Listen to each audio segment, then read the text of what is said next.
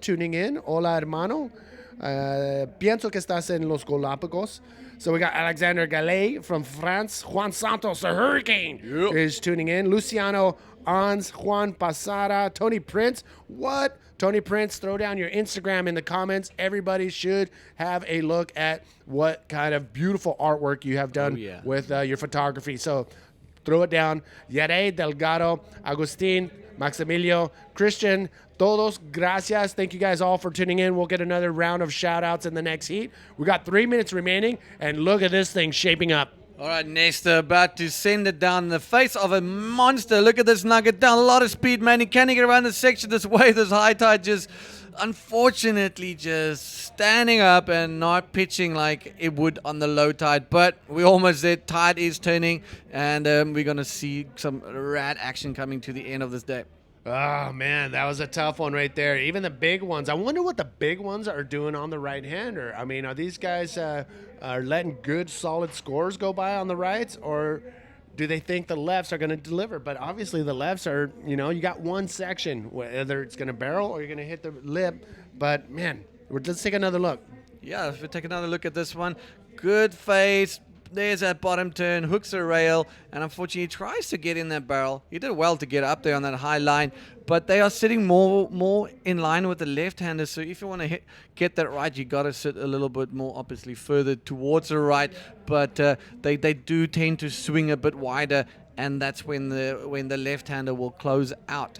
All right, Manny, there's 2 minutes, 10 seconds to go here. This is round number 1, heat number 8. And next up, we're heading into round number 2, ladies and gentlemen, so don't go anywhere. We are going to be bringing you whole days of lacquer trial action here at ARICA. And that's what I love about the Facebook feed. We can interact with all of our viewers, and Steven Rosero is saying that he is the brother of Jericho Rosero. So, Steven, bienvenidos. Y ahorita tu hermano está haciendo muy bien. Tiene un 3-1, pero necesita otra ola para mantener ese segundo lugar. All right, 1 minute, 30 seconds remaining. This is crunch time. Right now, Michael Duke turning around, talking to his friend from Ecuador, from Galapagos Islands. What is going to happen? So no matter what, Michael Duke with priority will have the chance to catch any wave that runs in or comes through. But Jericho taking off on this inside one. He's got to be careful. These smaller ones get closer to the shallower reef, but a nice ARS, and right there it goes dry. So Jericho pulling out all the stops on a smaller wave, and that ARS may get him further away from Michael Duque. Again, smaller wave, but clean ARS goes straight into a second spin, and right there, it's like 2 feet deep. Able to pull that off. Now, Michael Duke, he is on the hunt in these last 30 seconds. I'm sure he's going to need somewhere in the 2 or 3 point range. Here he is digging hard. Oh, cannot get into it, and that wave just gets away from him. And just not enough. He's got 20 seconds. He's further inside. Can Michael Duke pull it off? Here he is on another. No, he pulls back on that too. Jericho's got to be a little careful because all Michael Duke had to do was catch that wave. And if Jericho caught that wave in front of him, that would have been an instant penalty, priority penalty, and Michael Duke would have went into that second place spot. So in that situation, wow, Jericho almost just gave up that heat right there. If Jericho would have taken off and Michael Duque had just dropped in, Jericho would have got knocked out. But it was just coming down to the wire. So coming up next, ladies and gentlemen, the first heat of round number 2. Don't go anywhere. Jeff Hubbard's in the house.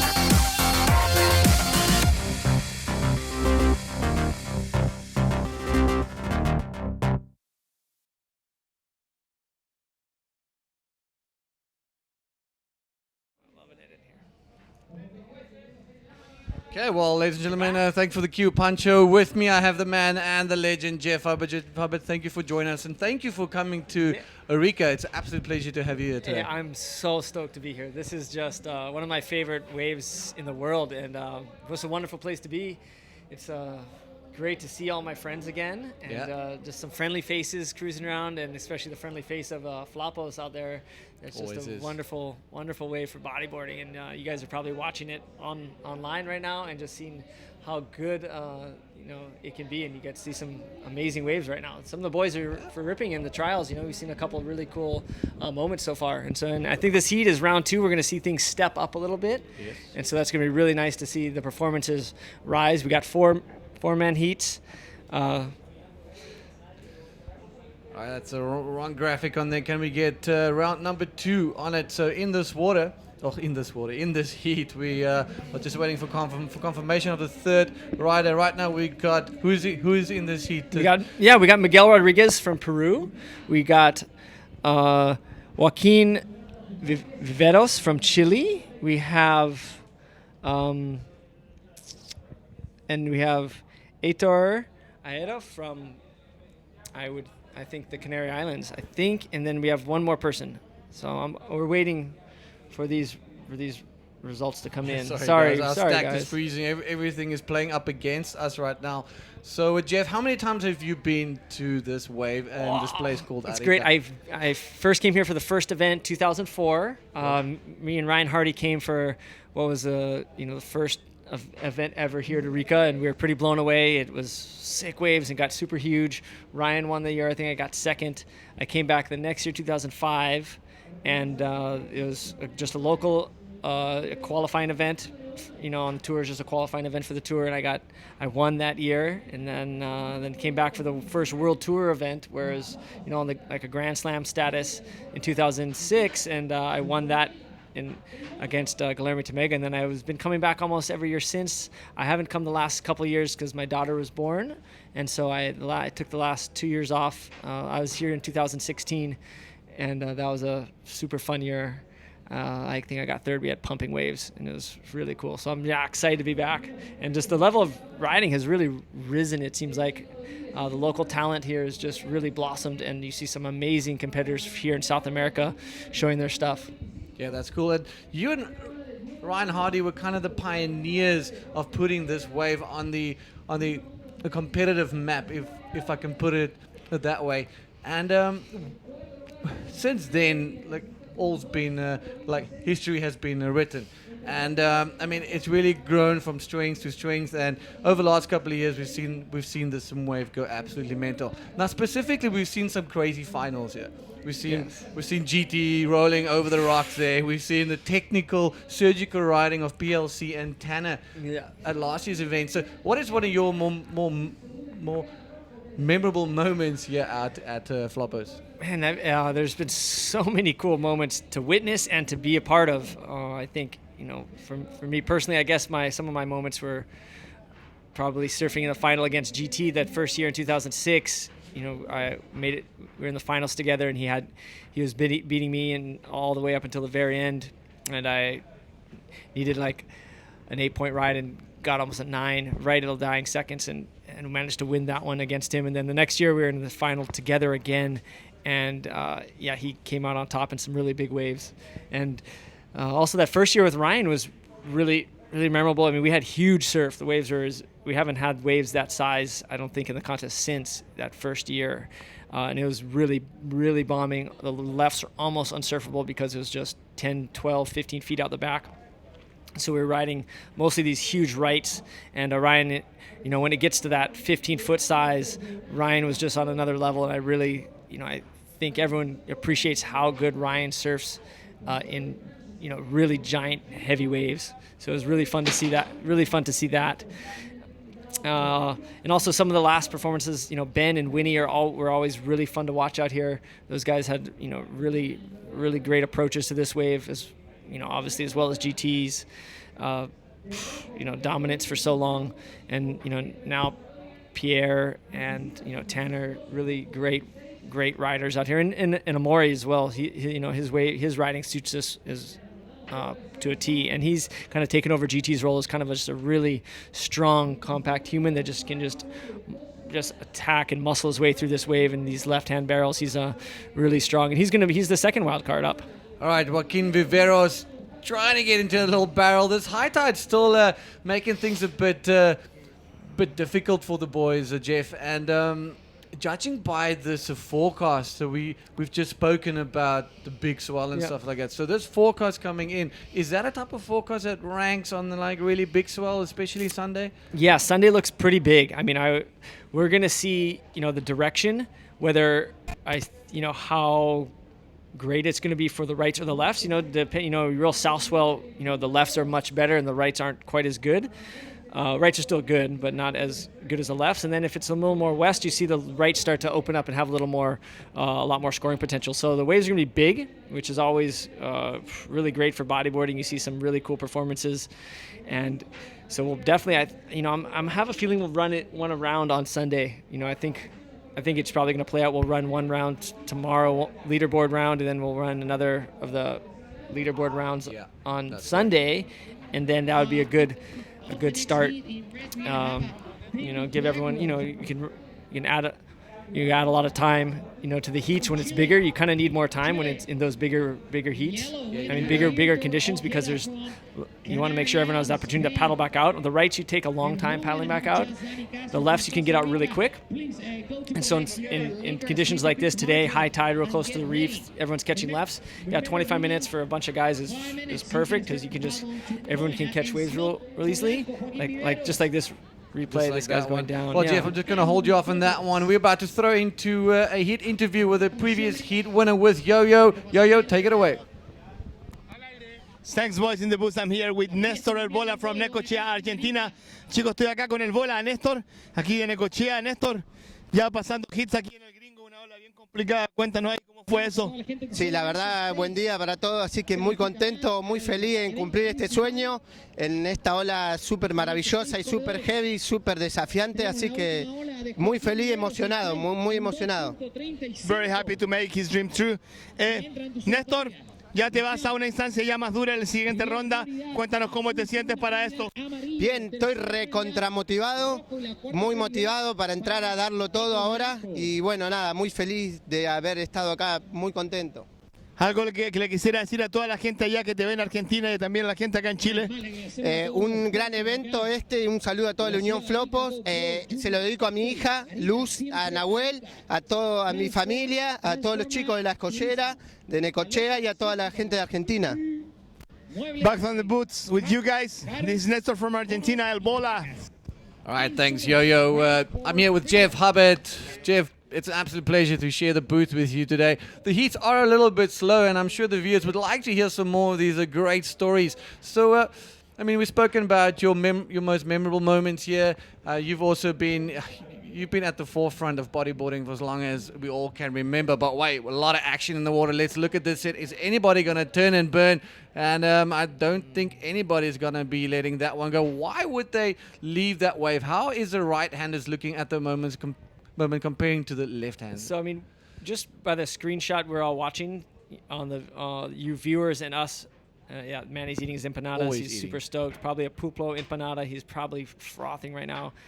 Eddie probably made it for him. But anyhow, if the riders aren't going on the wave, that either means one thing, it's real short and it's just a peak in it. There's nothing at the end, or it's a closeout. So those are the reasons why you probably wouldn't see a guy taking off on riding the wave, where the wave just either closes out real fast onto the dry reef, or it's just a quick peak and it peaks up and then just dies out, where there's no scoring potential on either side of the wave. And so these guys, looks like they're Miguel's from Peru. But he's an experienced rider on this tour. He's been around for maybe like 4 or 5 years now, and so he's looking for a certain type of wave out there, and so he's going to be very, very picky. And looks like Diego Barish with that 4.0 looks pretty strong in this heat at the moment. All right, Joaquin Viveros, he's with that 5.6, Jeff, and Diego only needs, he's got that 4-point ride, he's got no second scoring, and the other two guys, both Jorge and Miguel, needing to put some scores on the card. and it has been a bit slow. So let's take a step back. Let's get back into the head of Jeffrey Hubbard and give us another one of those epic memories of the events past, or one of those ways that really changed it for you, or that is stuck in the back of your mind. When you close your eyes and you think about that memory, it's still super vivid. What was that? And give the viewers a little bit of an insight on that. Oh man, there's a few pretty cool memories. I remember a final here, or a semifinal with my brother Dave, was pretty special. One year we had some pretty sick waves, and we were battling pretty hard. I think I started off the heat with a 9, like a nice big backflip, and then I was just kind of waiting out there, and I had priority, and I let a wave go. Looked okay, but I let Dave go, and sure enough, Dave just kills it. Gets a perfect 10 with 2 big flips on the left, and it was just like, still to this day, there's not many people that have done 2 big flips on the left, and so that was pretty exciting. Maybe not for me at the time of the heat, but really cool to look. You look back on that, and it was pretty rad. So that's one wave that kind of stands out for me. Obviously GT's wave. Miguel, they're doing his ARS. That's going to get him on the board. Yeah. He's going to be stoked with that. But GT's just crazy run, and whether there's 2011, I have a feeling where he just was going crazy on those big giant waves. That was really cool to see, just putting his body on the line. We all remember that roll onto dry reef after those heavy big barrels. That was just a committed victory, and that was just put his stamp on, I think, the memory of anyone who thinks of ARICA kind of thinks of that wave, precise wave. Absolutely. Another couple of really good waves, I would think, Jared Houston's final comes to mind when he beat Amaury Laverne. That one year, I think that was 2015. He just came out when Amaury had won the year before, and Amaury was just looking so in form, and then Jared just comes out. I'm not sure if he was behind or not in that heat. I think he might have actually been behind, and then next thing you know, he just gets almost two 10s. It was insane. All right, Joaquin down the line there. Jeff gets under the lip there. Can he come out? Unfortunately, it seems to be just getting clipped there in that barrel. It is pretty shallow out there. For sure. He hit a little chop. It's high tide. So what we have here at ARICA, it's definitely nice and glassy, even though it's a tiny little wind onshore, but because it's a cold water, it doesn't move the chop so much. So it's pretty clean, but there are little bumps in the water, little ribs that you can't really see from the white water and from the current running back and forth along the shallow reef. So he bottom turned and just hit one of those, it looked like, and just kind of stopped his momentum, where instead of coming flying out that clean barrel. Some amazing insight there. Jeff, thank you again for joining us in the booth. Now, the next couple of heats, the next couple of rounds tomorrow, things are looking absolutely action-packed. So you've been coming here for many, many years, and I had a nice discussion with our head judge, Chico, and as you know, Chico has been a part of this since the beginning. But just look at that wave offloading. How good is that? That's insane. How good is that? So once again, I'm just going to step back into your head. It's really good to get this little bit of an insight, and especially your tactics, or a general tactic once you're in your heat, man to man. Where would you want to sit? What are the type of ways you would actually look them out for that high scoring potential? Here in ARICA, you're really looking to just try and drop. Obviously, in any event, let's be honest, you're trying to drop the highest score possible. So in ARICA, there's 8s and 9s on offer out here. You really want to just maximize your score, so you don't want to take off on a wave that's not going to offer you that much scoring potential. The free surfs out here are pretty crowded, and so you end up just catching a lot of waves just to stay busy and stay warm. But you're going to be really selective in those heats, just trying to find the best wave and maximize either your tube time or air time. Those are the judges are looking for out here. And those are the things that really separate bodyboarding from most other wave riding sports, and why we can ride this wave. Why bodyboarding is so exceptional at this wave, because you can launch yourself into the air over these dry, shallow reefs. Look at Miguel just cutting out. See, those real short waves. So that, scoring potential was really low on that one. And is that because of the high tide at the moment? It's a combination. The high tide, I guess, doesn't help, but there's still really good waves out there. I mean, I think the direction might be a little more west. With the high tide, it's not providing a lot of opportunity. There are, what we're seeing on the screen is, just a snapshot. When you walk outside, you kind of start to see little waves breaking all over. So there is a little bit more of wave action going on, and each heat changes to and fro. And this heat looks particularly slow. I mean, you look at the scores these guys have, and there's 4 guys out there. It's been 17 minutes, and there's only been like two waves really of any sort of consequence. Miguel at a 4.9 and Diego at a 4. The rest of those waves almost don't really exist. At this stage. So it's really interesting to see, even though it's not like a European beach break where you have really high tides and it's changing moment to moment, it still changes pretty quick out here, heat to heat. It's still, the wind, the ripples in the ocean, and the tides still have quite an impact. And I guess also too, because the swells are really long period, a lot of these couple swells are coming from so far away in the South Pacific. They're very powerful swells, but they do take a long time, some of the sets, to come in. So there are some lulls in between. So it's not like you don't have too many short period swells at this stage. You see them, but not quite often. Here's Miguel going for another roll, just trying to get a score on the board. So that's a great backup for Miguel. Like I said, he's been competing for a while. He's been keeping busy this entire. So, Jeff, I reckon now's a good time after this replay.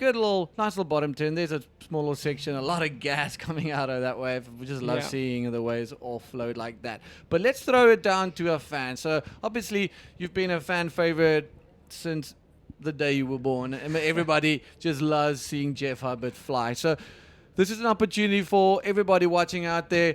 Throw some love, give some high fives, like. And if you have 1 or 2 questions for Jeff, we got 7 minutes remaining. Please drop them down in the comment section, and let's see if we can get you guys some more epic answers from Jeff Hubbard. All right, make sure you get onto that Facebook, and if you have not done so, download Stacked App. Stacked App is a real interactive way to see in real time exactly what scores the judges are dropping for the riders. You can claim your own profile. Man, that Backstreet Boys is catching up with me last night. I'm tripping. It was it was a bit of a late night. In classical Chilean fashion, they would pitch up about 2 hours after their scheduled time. Being a rock star, it's all good. So guys, back to the action. Make sure that you drop a couple of likes. If you have any questions for Jeff Hubbard, now's a good time to go onto the Facebook comments and make sure you drop it out there. Jeff, once again, really cool to have you here with us. It's it's amazing that you decided to come down, and everybody's looking forward to seeing the top 24 riders just go absolutely nuts on this wave, especially with this type of forecast coming. We've seen Dudu Pedro as absolute beast when it comes to these barrels, and wow, he's also been a part of this whole, since maybe 10 years plus, like back in the 2000s. Yeah, Dudu's been around quite a while, and he was a competitor, and then he started judging. He's a really good judge, and then he just realized, hey, I can still compete with these guys. Why am I judging? Which was so cool to see. He just stopped judging, retired from judging, and got back on the scene. And he's just one of those big chargers. You really saw him he comes out into his element, like at places like Fronton. Like Fronton, he put his performance out there was just really great. Heavy conditions, just no fear. I mean, he's just a great guy to watch in heavy, big surf. I really admire that type of riding. Here we go, up in yellow, Diego Barros doing a nice roll on the right, clean roll. Probably not going to get another section, but if he gets a bonus section, he's going to be really lucky today. Wow, that's 2 good. rolls. We haven't seen 2 maneuvers this whole morning so far, and that right-hander just linking up perfectly. Now, another question is, we talk a lot about equipment and board selection and what each rider chooses, and you're one of the few that opts for a bat tail every now and then, and specifically over here, as far as I can remember. Please take us through what type of chords, double stringer, triple stringer, whatever it is. So tell the viewers out there exactly what Jeff Hubbard is riding here at the Flopos and why. Yeah, well, I'm riding my quad core Sci-5, my board I ride every day. It's 40 and a half. Quad core, so it's pretty stiff. I tried to break it in for the last month in Hawaii, and did as best I could. And it's feeling pretty good. It's got a lot of life left in it. These quad cores last super long. Most riders in Chile probably trying to break their boards in if they have a polypro board well in advance, or use like a really softer core for the scooping into the barrels. I like my board a little stiffer for speed and projection to get some big air and make those long barrels. And the Sci-5 has been working really well on my bat tail, so I really like that. I'm going really fast lately with a bat tail and the Sci-5, and I really only ride a bat tail, so that's just what I ride every day. So I'm really used to it. I've been riding that for the last like 20 years or so, so I'm super comfortable on it, and I just get so much speed and lift when it comes to doing big airs and driving through those barrels. So I'm really excited to be riding that out here and these big waves coming up. So I'm feeling good. Yeah, we're looking forward to it. How sketchy is that keyhole? Oh my goodness! On the big days, you'd probably be swimming around the right. Yeah, you swim around the right hand. You swim around from the left on the over there. Much on better. Those big days, it's a little tricky to paddle out through the keyhole when it's 10 to 12 feet, just because there's so much water moving. I mean, you can do it if you time the sets and you can charge it, and it's totally doable. But it's just a risky move, and most people opt not to get caught inside straight away before their heat and just be getting so gassed. So you just have a nice extra leisurely paddle out through the right. It takes twice to 3 times as long, 3 times as long, but you do. It's a bit safer. It's definitely, you're not going to be winded. You can get a nice warm up, and you're not getting killed before your heat. I remember my brother a few times. One heat in particular, my brother paddled out, and it was just huge. He was just getting caught by like 10 8-footers just right in front of the keyholes. Just everyone was worried for him. Like Chico just kept yelling outside, "Oh, we got a double ride up here, split peak." Stick with Joaquin Viveros. And he needs to at 4.66. Jeff, maybe he just snuck it in the last 2 minutes. And let's see another action there by Jorge Saavedra. But we'll get those replays up. A quick question from one of our viewers, Maurice Wakeling. What's been your most memorable win since being on tour? Memorable win. There's been, I've had quite a few wins. Trying to remember the most memorable. The first world title win and winning pipe at the same time was pretty special. I think that, was my first world title that I won, and winning at home at pipe and just pumping conditions was really special. Also, my first just pipe win in general, when I first won pipe, that was a real dream come true. As a young boy in Hawaii, you look up, that's all you see is pipelines like the world title, and you just want to win that. You just want to win this contest. And so winning that contest was for sure still one of my most memorable moments, I would say. Every victory is special in its own way, for sure. But those are two ones that stand out for certain particular reasons, obviously. And those first come really, really interesting. I mean, I suppose every single win, as you'd say, is just right up there. Yeah. I mean, everything is actually such a big blur in that moment, and it's a lot happening around, a lot of noise. I mean, it's just a lot of emotion as well. So just like literally, you just got to embrace it and just roll with it. And eventually, after a while, you start to realize the magnitude of what you've exactly just achieved, so it's just absolutely incredible. And this heat coming down to the wire, there's like 30 odd seconds to go, and this is round number 2, heat number 1, and next up is going to be another jam-packed heat, and I'm going to try keep Jeff Hubbard here with you guys for as long as possible. And let's see if there's maybe one last question around here. And one question from We Bodyboarding with a little bit of winky eye is when is the next No Friends reunion happening, and is it ever going to happen again? Is it ever going to happen? That's the question. I mean, we're going to have to dig deep and see if we can get Ross McBride in contact with everyone. He's on his own little mission, doing his own thing at the moment, but it'd be great to have him back in the bodyboard world, and sure people want to ask him some questions, and we could all get amongst it with the No Friends crew. It'd be really cool. Well, it's been an absolute pleasure to have you in the booth with me specifically. We're going to come back with some more action and with Manny and the team right after these quick commercial breaks.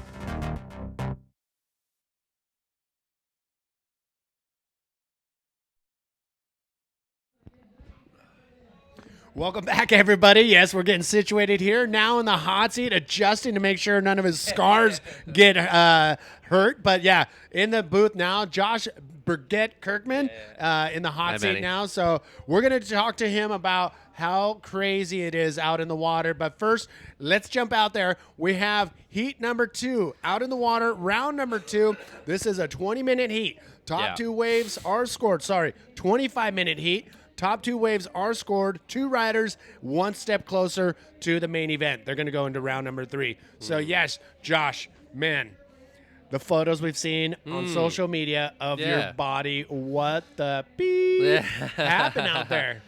Well, sorry, Davis Blackwell looked like he was about to have a little paddle there. But, no, look, I hit a section yesterday.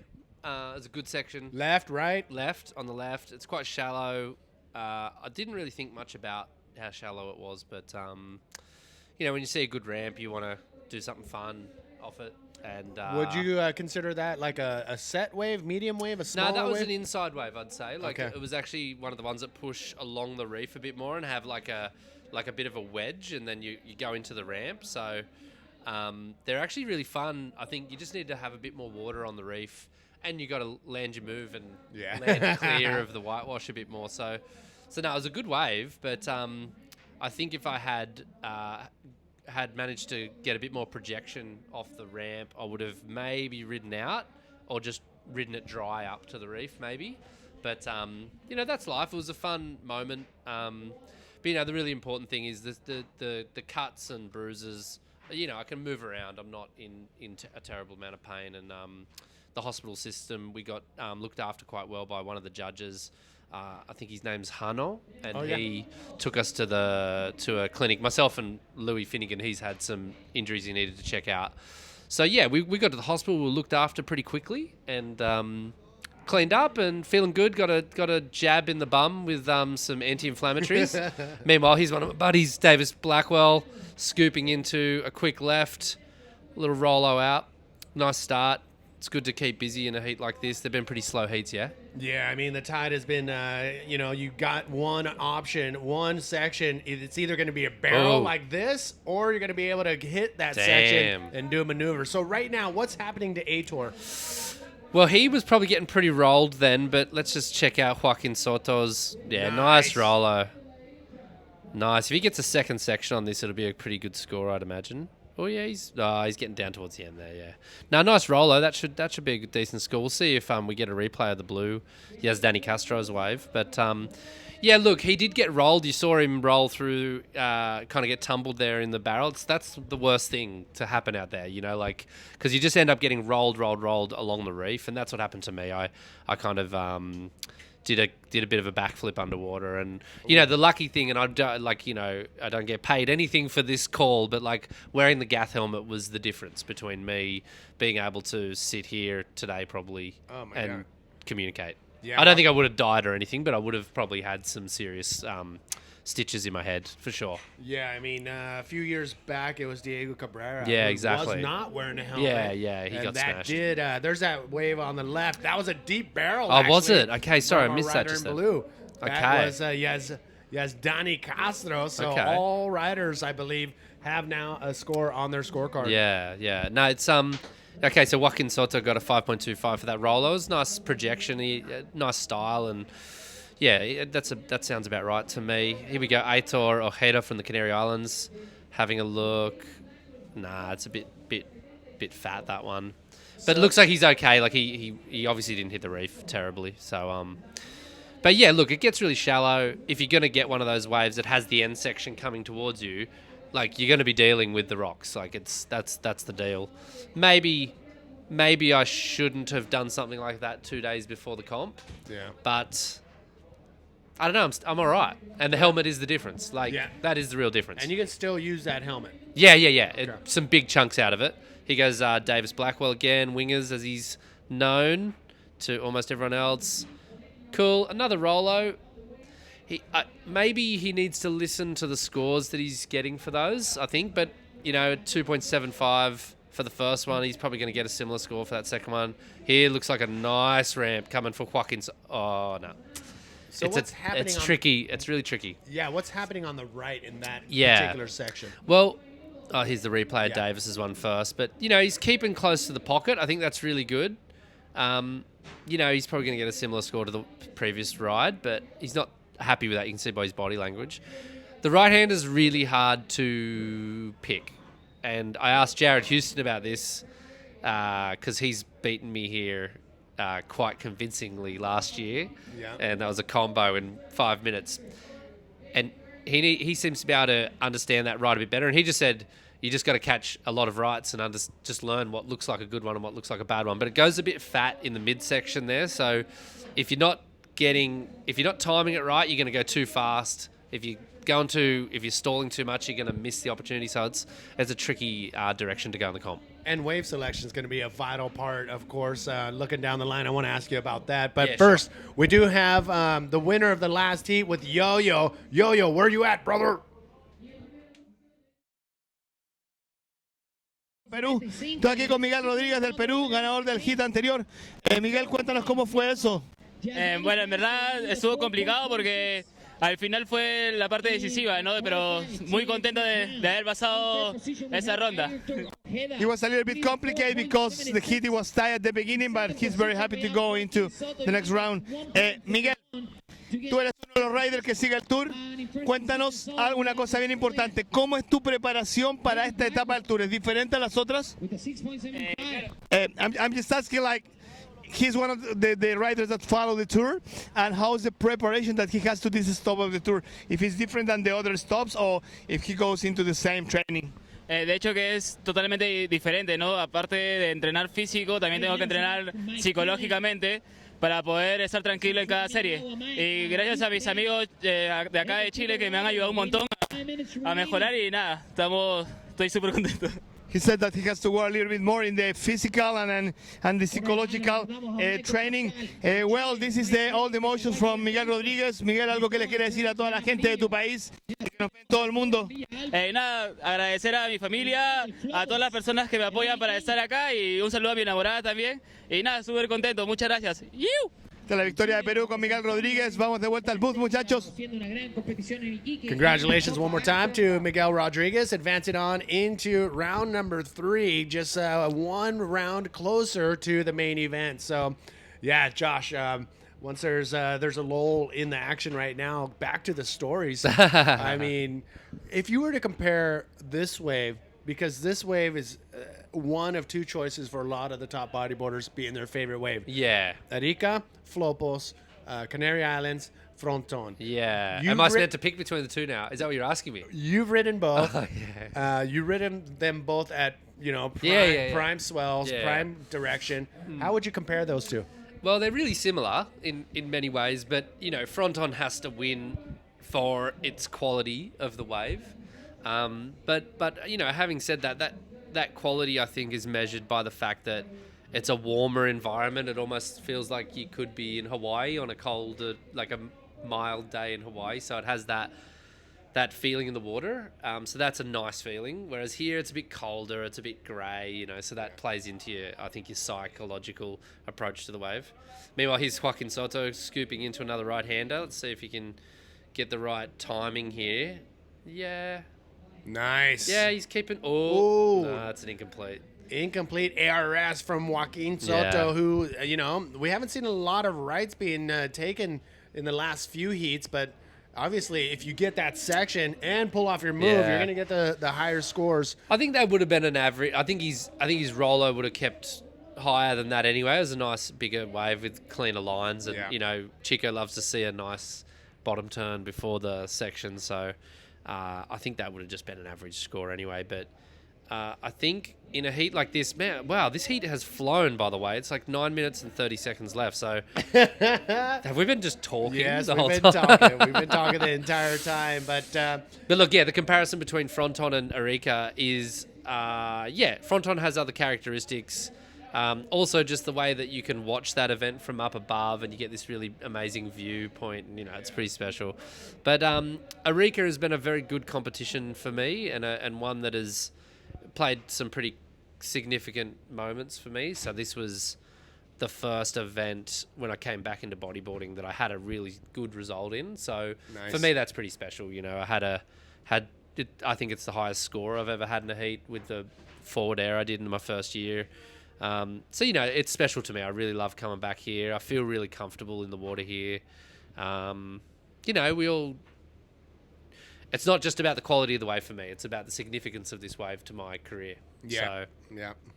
hopefully I can win fronton and I can have a different discussion and say fronton's so significant in my career because I won it, you know, like, but yeah, ARICA's special. So consistent too. We were talking about Louis Finnegan and his injury. This wave can possibly be one with barrel riding. Can fronton be the same? In terms of Advancing on heat by heat, but from barrel riding. Yeah, well, last year in the sessions, I didn't do one maneuver to finish 13th in the sessions. So I only got barrels, and that was how I progressed. So, yep. And I believe Mike kind of famously won here years ago. I didn't actually see that event, but he won here essentially with his tube riding skills above all else. So yeah, like if you can thread these barrels, like they're tricky. Depends on the size and the, you know, in a size like this. I mean, I'm sure there'll be some barrels that'll score quite high, but I feel like if you're not going to exit the barrel with some kind of maneuver, the judges are never going to truly award you the highest score possible because they'll always be waiting for something extra on the wave, unless it's the dying moments or something. So yeah. When it's maybe 2 feet bigger, I think you could probably just rely on your barrel riding skills to advance. And what happens when it's 2 feet bigger and low tide here compared to what we're seeing right now? Yeah. I think it just hollows out a bit more and there's a bit more consequence on the... But then again, the consequences of this, like... Because the reef comes up, so on high tide, it's just as shallow to me either way. It doesn't really make any difference. Yeah. You just don't want to be pinned underneath the whitewash. You know, like that's what happened to me yesterday. And if people have seen the footage of the, you know, I do a pretty decent reverse and I land, and then the whitewash just gobbles me up from behind. And so I'm at the bottom of the wave, and all that pressure comes down on top of me, and there's only one direction I can go, and that's just straight down and then roll. So, you know, if you can stay high in the water, in that column of water, I think you're going to be better off, but that's it. It goes so dry. And that was high tide when I did that. Yeah, So, I mean, I talked to a few riders yesterday, and one of the questions I asked your worst wipeout, because this can offer up that. And, and more people than not said it was El Gringo or Flopos here, and they weren't even on the wave.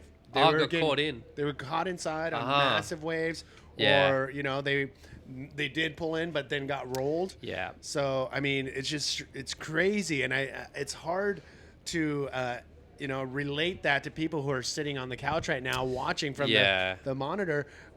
We need to somehow get a live view from underneath the water. I don't know how to pull that off, just to see how shallow it really is. Yeah, I mean, the evidence, you can see the wave gurgling on the inside.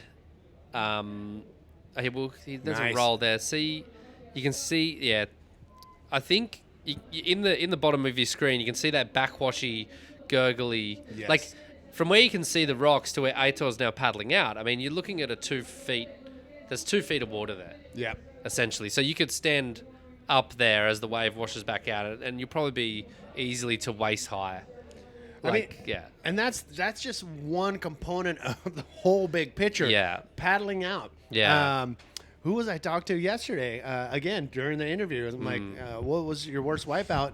And the guy didn't even make it out. Yeah. He jumped in the keyhole. Of course, it was maxing out El Gringo. There's another look at Aitor Ojeda coming around the section.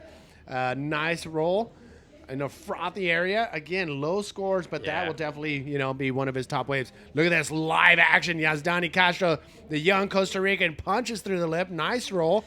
That is definitely going to help him in his campaign. It's going to be very tricky. A lot of low scores, so even a maneuver like that, it's going to possibly help you advance on. I think this is like in any heat, close heats are usually ones where you surf quite average yourself. So, that's why you just got to try and put in an excellent performance every heat, and you remove all doubt for the judges. Whereas now they're going to be splitting hairs about, Yeah. Joaquin Soto is clearly the dominant rider in this heat, but the judges are going to have to split hairs about whose bottom turn was a bit better than the other guys. Yep. Did they hit a clean section or was it slightly crumbly? You know, these are the questions they'll ask themselves, and this is where as a rider, where you come in, you go, what do you mean you thought my roll was less than his one, you know? And that's, but it's your fault. Like as a rider, it's your fault if you're not performing to an excellent level. If you're only bagging 4s and 5s, well then expect to be on the wrong side of a judging decision in your own mind. But like, you know, that's the reality. If you surf to an excellent level, you're not going to have any problems with the judging. No, that's a perfect way to say it. I mean, people need to know that, and if they're all in that mid range, then it's going to be hard. Davis Blackwell up and riding. Oh, Nice call. oh, Is he gonna come out on of- now. Oh, my! That was deep. There was no way. From the get-go, That was I saw heavy. the bottom turn. I'm like, wow, he got in the barrel. And then he got his line. I'm like, holy crap, he's going to make it out of this Wow. thing. That was Wow. deep. That was probably the best Oh. ridden wave today That in was competition. crazy. That was insane. Tezza's pointing at the Tez's golden point boom. of the boom. I don't know. I'd love for wow. it to be the boom, but If you guys like that barrel Yeah. ride, click the like button at least 20 to 50 times and let people know. look out. Here comes that was Aitor. insane. Aitor's got a good opportunity, it looks here. There we go. He got an 8.5 for it. Okay, Aitor's now going to jump up for sure. Wow, this is like the last 2 minutes. This is heavy. I want to see what people think of Davis's claim as he came out of that barrel, because he didn't use his hands, but if we get a replay, I reckon we're going to notice a chest claim. A chest claim to look. Yeah. All right, so he's got to give that thing a name. When you see him talk to him, he's like, all right, here we give go. that thing Here a we go. name. Here we go. So if you see him take off here, he scoops in behind. Like that could have gone either way right there. See that? That was Yeah. a bit of chest work and clearly a claim with the board at the end. So That I'm bottom not the turn- only one. That bottom turn Critical. was what made that wave Critical. happen, because Critical. he just hit it at the right time and snuck under the lip and Yeah. then set his rail on the face of the wave, and that got him out of that barrel. But that was solid. Wow. That was solid. That was solid. Wave selection. You know, he was in third priority up until only 2 minutes before that wave, and the other riders maybe got a bit impatient and took those waves which maybe they shouldn't have. Here we go again, another replay, a bit slower. So yeah, he just held a great line, and it just looks like he was riding on the shockwave there the whole way. I mean, yeah, that was a look back claim if I've ever seen one. So Yeah. good on you, wingers. So, hope the Alex- Aussies who are awake. Are there Yes. any Aussies? Oh, Alex Fitzgerald saying, give us a boom. Yeah. 8.5, only golden booms on 10-point Yeah, ride. true. Stuart Knox is there, fist pumping. Good on you, mates. So Melody Stevens, what's up? And yeah, keep tuning in, keep sharing. Yeah, and totally. hopefully we'll bring you back some seafood from this boat right here. I was going to say, actually, I'm going to go and get the ceviche today from the fish markets. That's my thing to do today because it's epic. Well, have you had the ceviche down there? Not this trip, but yeah, that's a standard. Yeah, That's a standard. But I did have Eddie's octopus empanadas. Oh, really? Okay. Yeah, they Cool. are. I mean, he just fills them with cheese and octopus, and it's just Nice. like it's heaven. Nice. Josh, please come back in. I'm sure we would love to hear from you coming back in, but we got 30 seconds remaining in this heat. We do. So yeah, because I love hearing the firsthand look, the first Sure. firsthand experience of being out in the water. I haven't gone out there yet. Get out there in your trunks, Manny. Yeah, I think tomorrow morning might be the call, or I'll wait till the smaller days because I'm 47. I don't need to be out there. You don't look a day over 45, mate. The thing that I would love to see here, though, I'd love to see Dropney out here, to be honest, like because that was epic in Antofagasta to see the Dropneyers do what they did. It's added such a great dimension. Looks like yeah, that is the end of the road Wait, right there. Oh is it? no. Or did they put the wrong time on the screen? Yes, I think what happened, round number 1 started with 20-minute heats. Aha. So we are running. We actually have into- 5 minutes to go. Yes. Oh, wow. Okay. All right. So great job from I'll Billy. stick around 5 minutes longer then. Perfect. Yeah, cool. You know what we're going to do? We've been What are we gonna do? engaging with our fans Yep. from day one. So if you guys have a question for Josh, drop it down here. And once that question comes in, we'll ask him. So the first, we're going to pick out of the first 3 questions that come in, and we'll ask Josh your question. But yeah, we'll take 5 more minutes Yeah, of, cool. of I'm Josh here in the hot seat. I'm ready to give opinions and ideas. That's what I do most days. Unsolicited and Yes, solicited. Danny, up and riding. The Costa Rican. Look This at is section. a good ramp. Big backflip. Can he pull it off? Now, he could be in trouble there. Nah, he's all right. But see the gurgle in the if we get a replay, you'll notice the gurgle in the kind of the bottom of your screen, and that's where it's just getting dry. So he looked like he got pushed back out the back of the wave, so he's probably all right.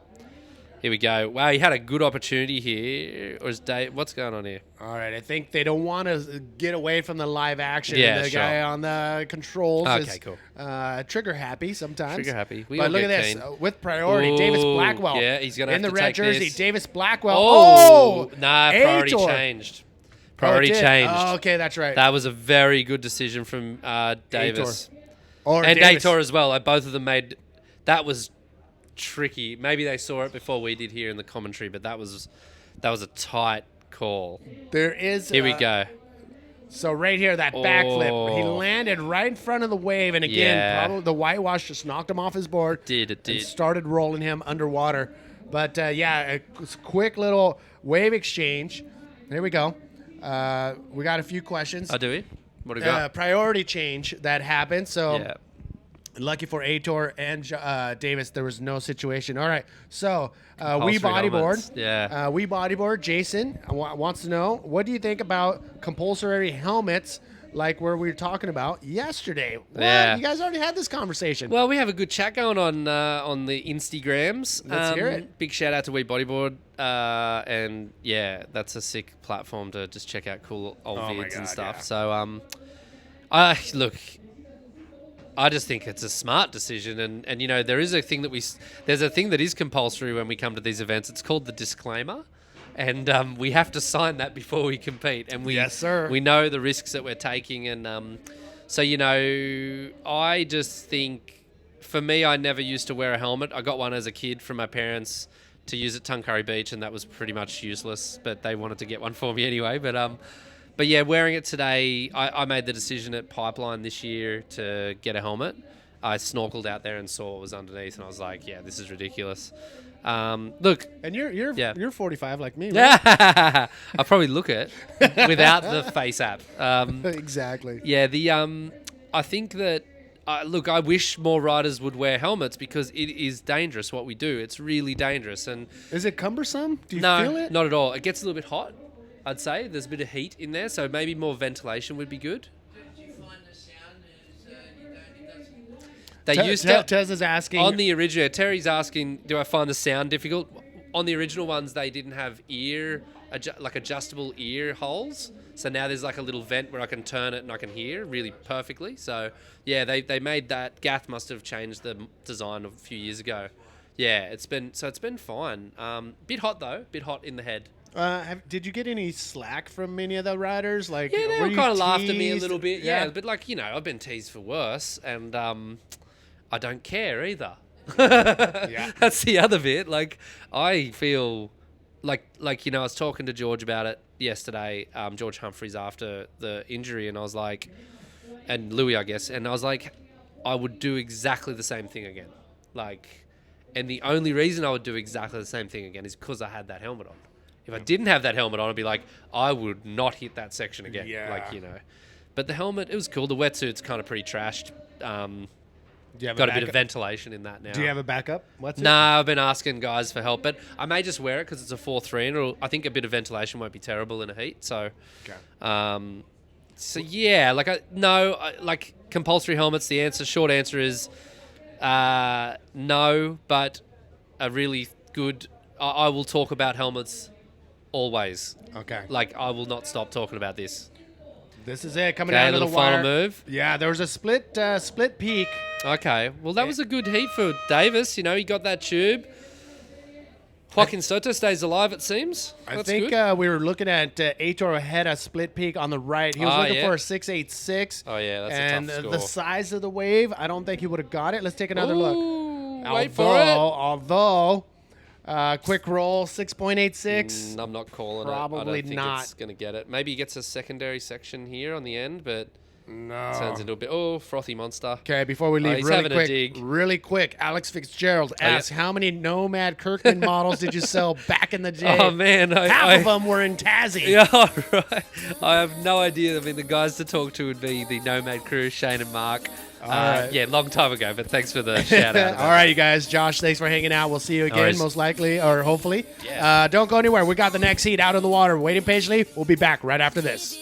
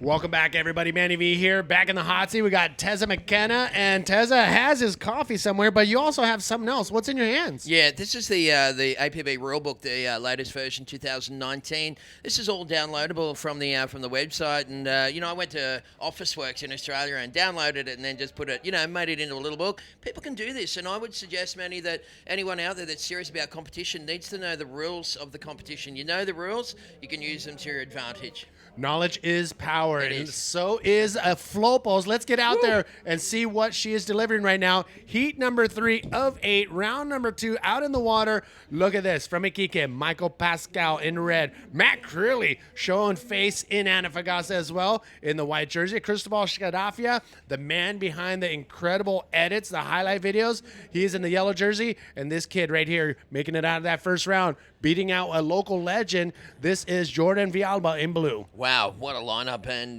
we're stoked to have you with us here, folks. Day number 1, of course, of the ARICA CULTURA bodyboard. We had an incredible launch of the competition yesterday, of course, at the Anti-Surf. It's all part of the Hotel Anti, which is a 5-star one. We're going to go to a little replay here. Manny, take us through this one. Wow, this looks like a good wave. Oh, Crilly, the Hawaiian, finding a section. Oh, wow. Going for an invert, but you saw he was bouncing up the face of the wave and lost all his speed. This is Michael Pascal during the commercial. What did he do on this right-hand section? You see Crilly on the inside, and no, not much there for Michael.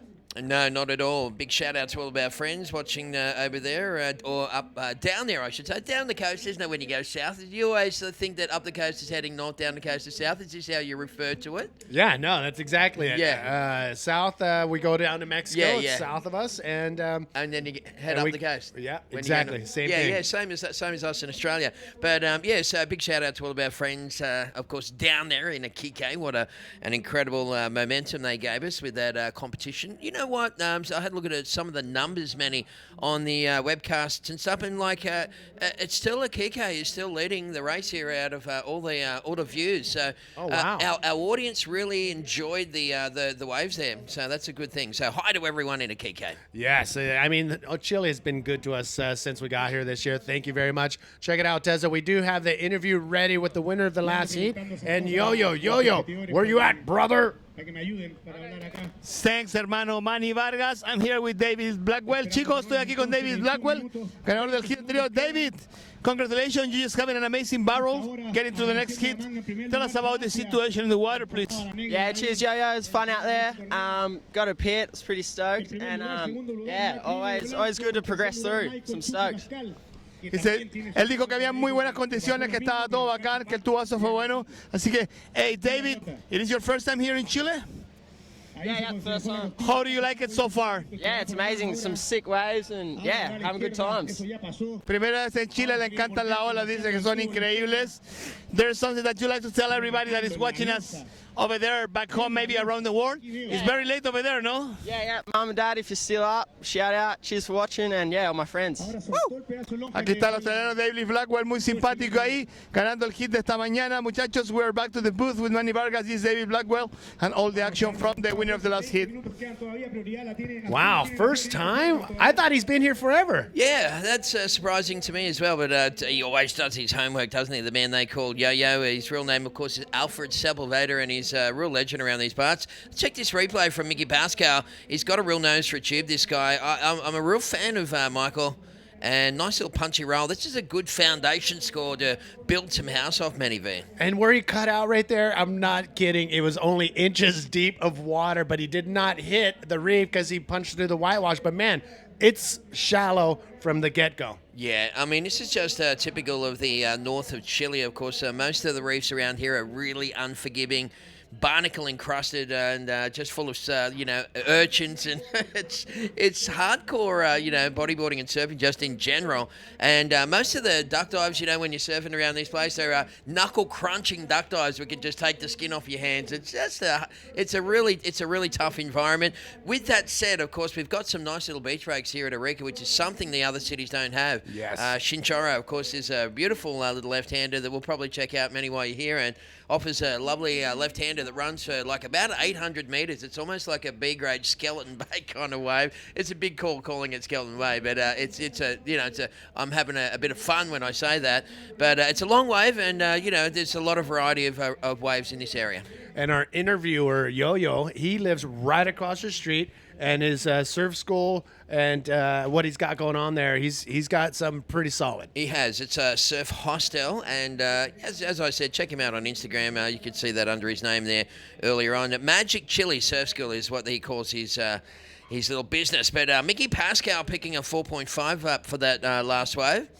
There's a little view of some of the guys there just hanging out on the platform. A great setup here, and I take my hat off to the guys at Union Flopos. I mean, they don't have the sort of budget that the other competitions have. Let's be upfront about that. But they have, they don't need it when the star of the whole show is this place here at El Gringo. Yeah, I mean, this place is very magical. When we ask the riders your favorite wave, half of them say Flopos, the other half say, look at that nice backflip right there from Cristobal, under priority. He had fourth priority, but was still able to clock his second wave right there. Yeah, nice stuff. He's, as we said, not just an incredibly talented producer. He's the guy that does all the highlights, and we're really stoked to have someone like that, cutting our footage up. A nice little wave here for Matt Crowley, dropping into this one from Hawaii. Mac's second wave coming in right now. Again, quick, short, in and out on the left. He sees Cristobal to his right, so he's going to race back out there and get out to the lineup before him. Michael Pascal. Okay, Michael just delaying the bottom turn there, and Nice. just, using a lot of experience. Of course, his surfs at Kike, where they've got like a huge variety, almost like a North Shore concentration of incredible waves down there. So Mickey just dropping into that one and using that delayed bottom turn to put himself right in the zone. You know what? There's a few waves to stall for a barrel. Look at this right here. He throws his board sideways. I like that right there. And that releases that inside rail and pushes the water from that outside rail to slow him down, and then re-engages that inside rail to regain that speed. You can spread your legs to slow down. You can pull up on the nose to slow down, or lean back to slow down. But I love that style of slowing it down. Yeah, just a deactivation of the rail to just take the energy out and just wipe it off there for a little. So we're down to 17 minutes remaining. Hope you're enjoying the action, folks. It's day number 1 of the ARICA CULTURA bodyboard. Of course, Grand Slam number 3 on the World Tour. From here, Manny, of course, we'll be heading to Kiama. Yes. And we've got some pretty cool stuff happening there this year. We actually have a sponsor, AirAsia, has picked up the sponsorship of the Fling for Bling, the tow show that we're going to put on there. And you weren't there last year. I did the commentary, and I managed to find some Linkin Park. It was like Linkin Park recharged off that album, some tweaked kind of beats that I used during the show.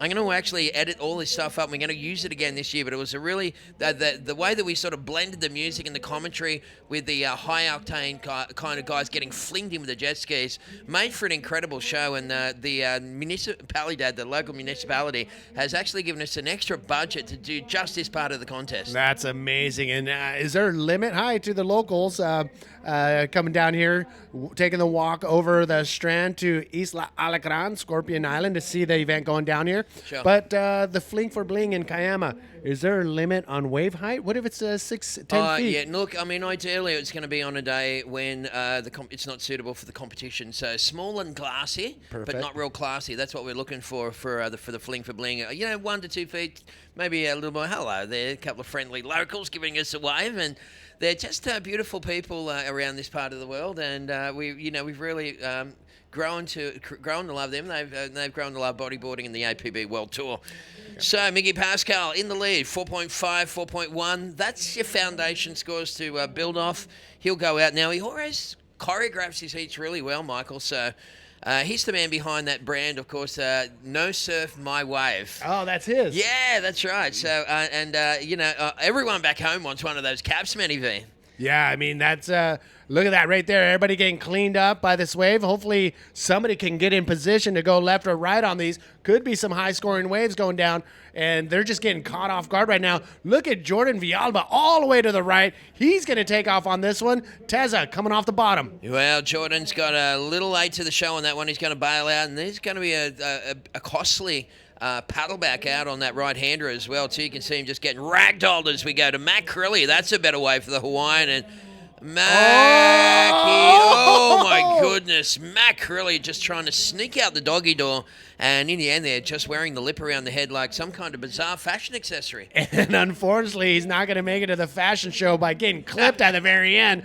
But yes, Matt Crilly hanging in as long as he could, but could not find the speed line to make it out of that last section. Dropping in Michael Pascal on this left-hander. Okay, so again, Michael really picking the eyes out of it during this heat. He's got some good wave selection. That one, unfortunately, not too great. Big shout-out to Cesar Bauer, of course, the former world DK champion. And, hopefully we're going to see Manny V on the knee. I love how that rhymes. Just good. It comes out of the mouth really nicely. Here's the replay for Matt Crilly. What happened to you, Manny? I think he just didn't get that line that he wanted at the very end. I mean, he was moving along with the shockwave inside, but it just shut down and pinched and didn't allow him to get out of that little doggy door. Big shout out to Jeremy Garner. He's watching from Florida, USA. How you doing? You're doing the old chi le. Nice. Good on you, man. That's nice. And we've also got Gonzalo Roman is watching as well. So keep those comments coming. We really love interacting with you guys at home as well. So Mickey Pascal in the lead. Cristobal Scarafri is sitting in second. Cristobal needs to get rid of that little second score, 2.75.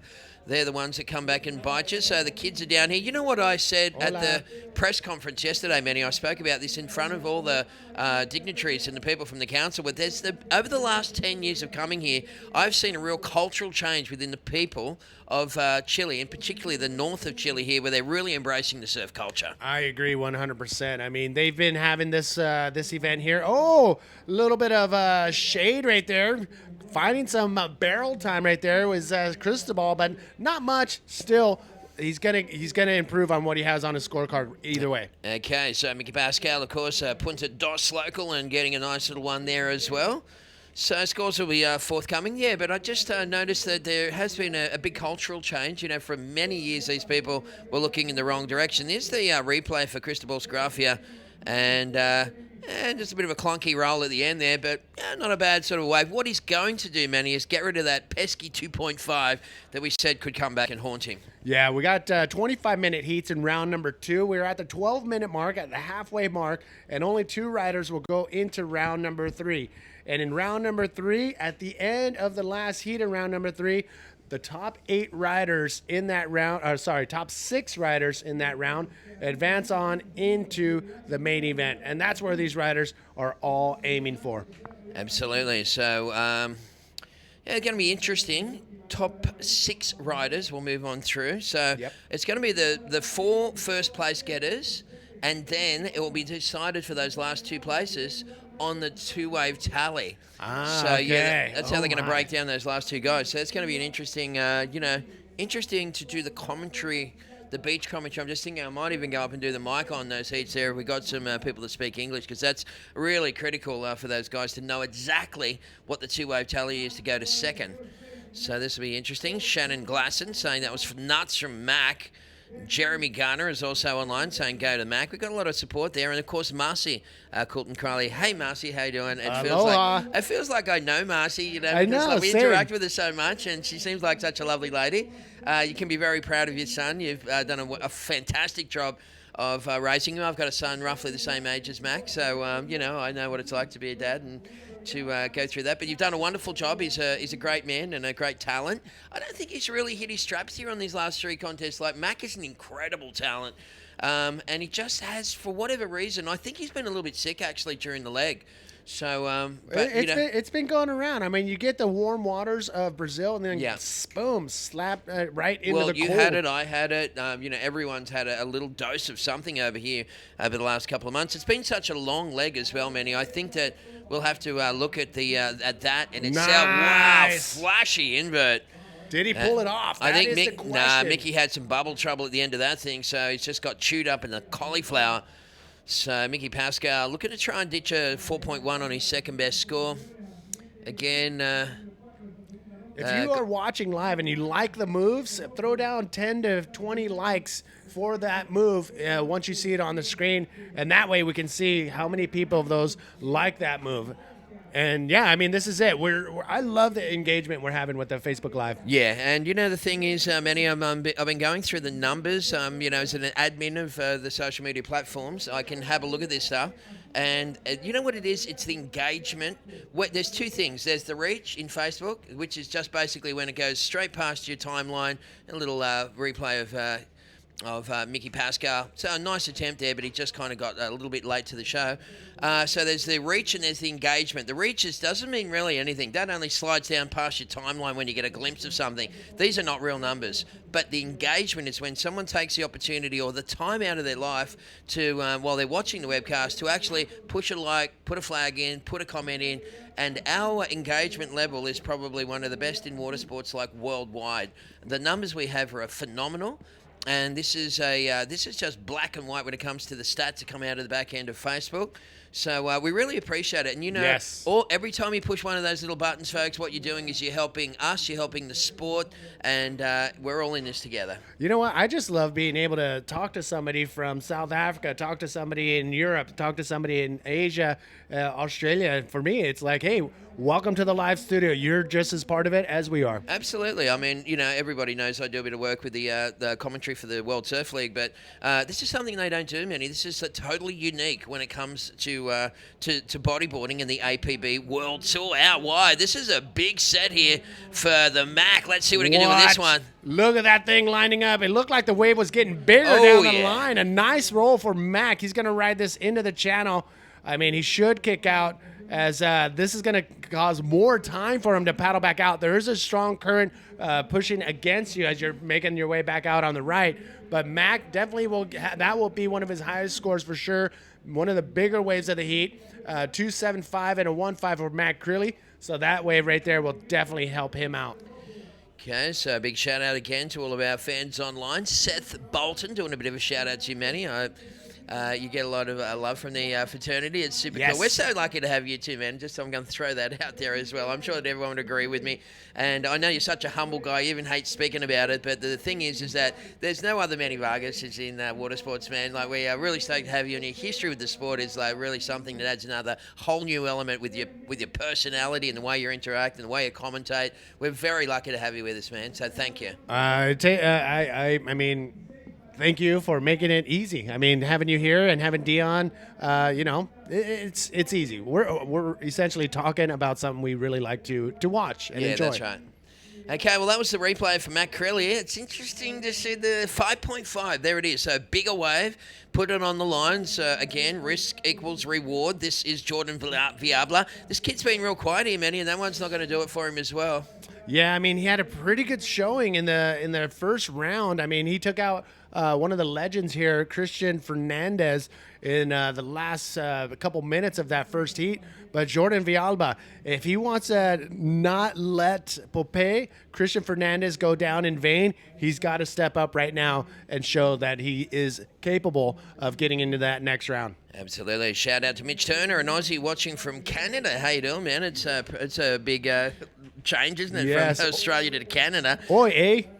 Yeah. So Jonathan Gabrielson, how you doing, man? Doing a shout out to Manny. We got a bunch of people there. Marcy, of course, going go Mackie. She's super stoked. Be nice for Matt to get it. He got a great result. Of course, he finished second to Sammy Moritino. And that whole performance from Sammy Moritino at Antofagasta at that previous event, Manny Vargas, that was just absolutely next level stuff. Yeah, I mean, he was unstoppable, Sammy Morantino, and he's going to come into this event, I'm telling you, with that same momentum, the same attitude, and he's gonna be definitely be someone to watch here. Okay, let me just throw this out here, and I've been around traps for a long time. When someone wins a contest, it's very, very hard to get another good result straight off the back of it, even if they're super focused. For whatever reason, this is only the real champions of the sport can do this stuff. So this is going to be a super big test for Sammy Moritino. I mean, he was just in the zone, and everything he did was just perfect. And one of my favourite things, Manny, was the heat that he had against Diego Cabrera, because Diego was like the LeBron James of the contest, and Sammy took him down. And that heat that they had, where the tactics, it was Diego at the first half and Sammy in the second half, was just incredible. And if you look on the social media platforms and on Sammy or Diego's page, there's a photo of those two guys embracing after the heat, and it's just pure emotion. And you know what's super cool about it as well, Manny, is the actual commentary that both those guys did on each other, where they showed total respect for each other.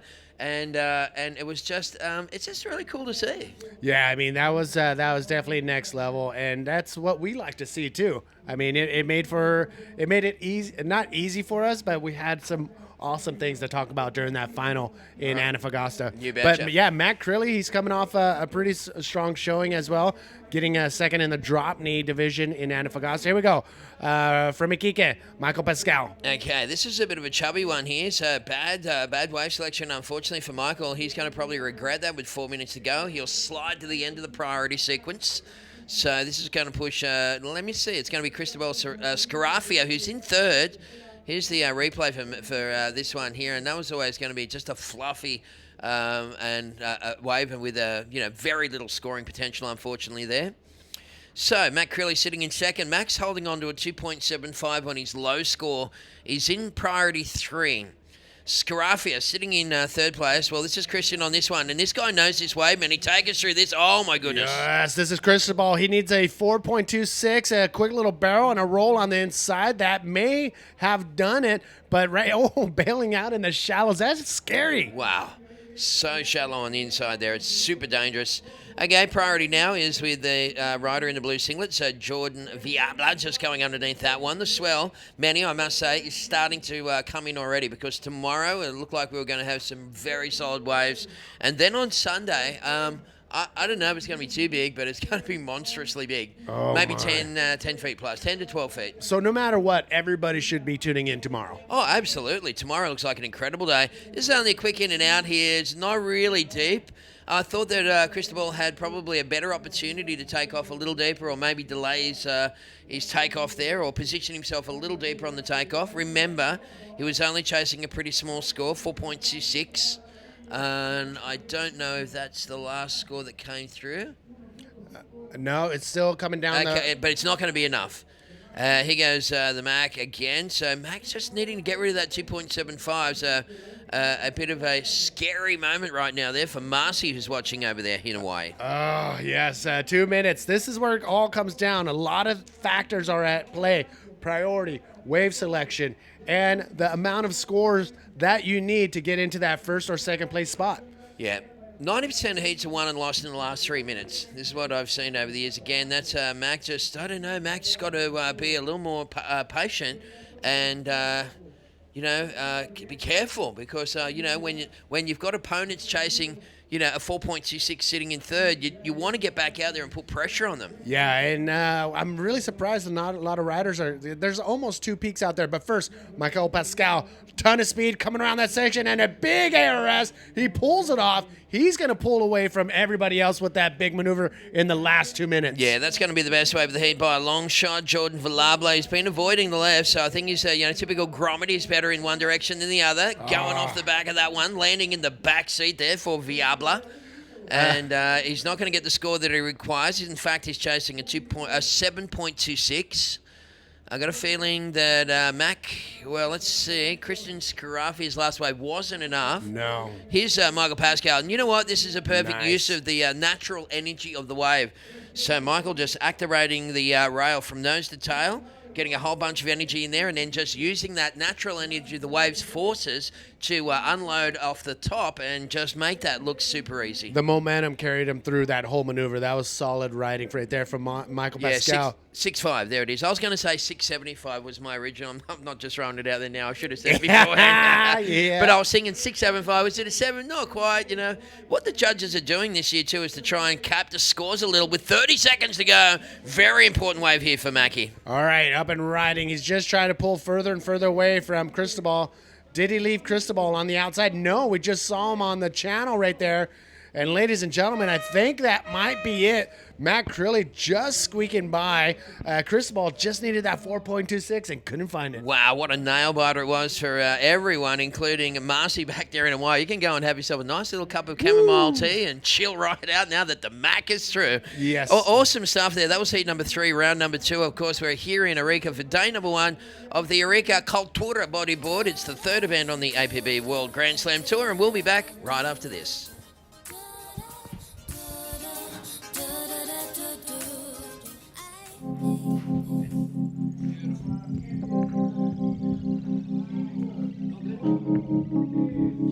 Okay, so the plan is, I probably should have said this, but the plan is just to finish this round. We're not going to send the guys back out because the chance of the wind coming at that point, we're not going to take that risk. So we're going to give them really good conditions in the morning because it's such an important round that one for tomorrow. So you can say that on the way out,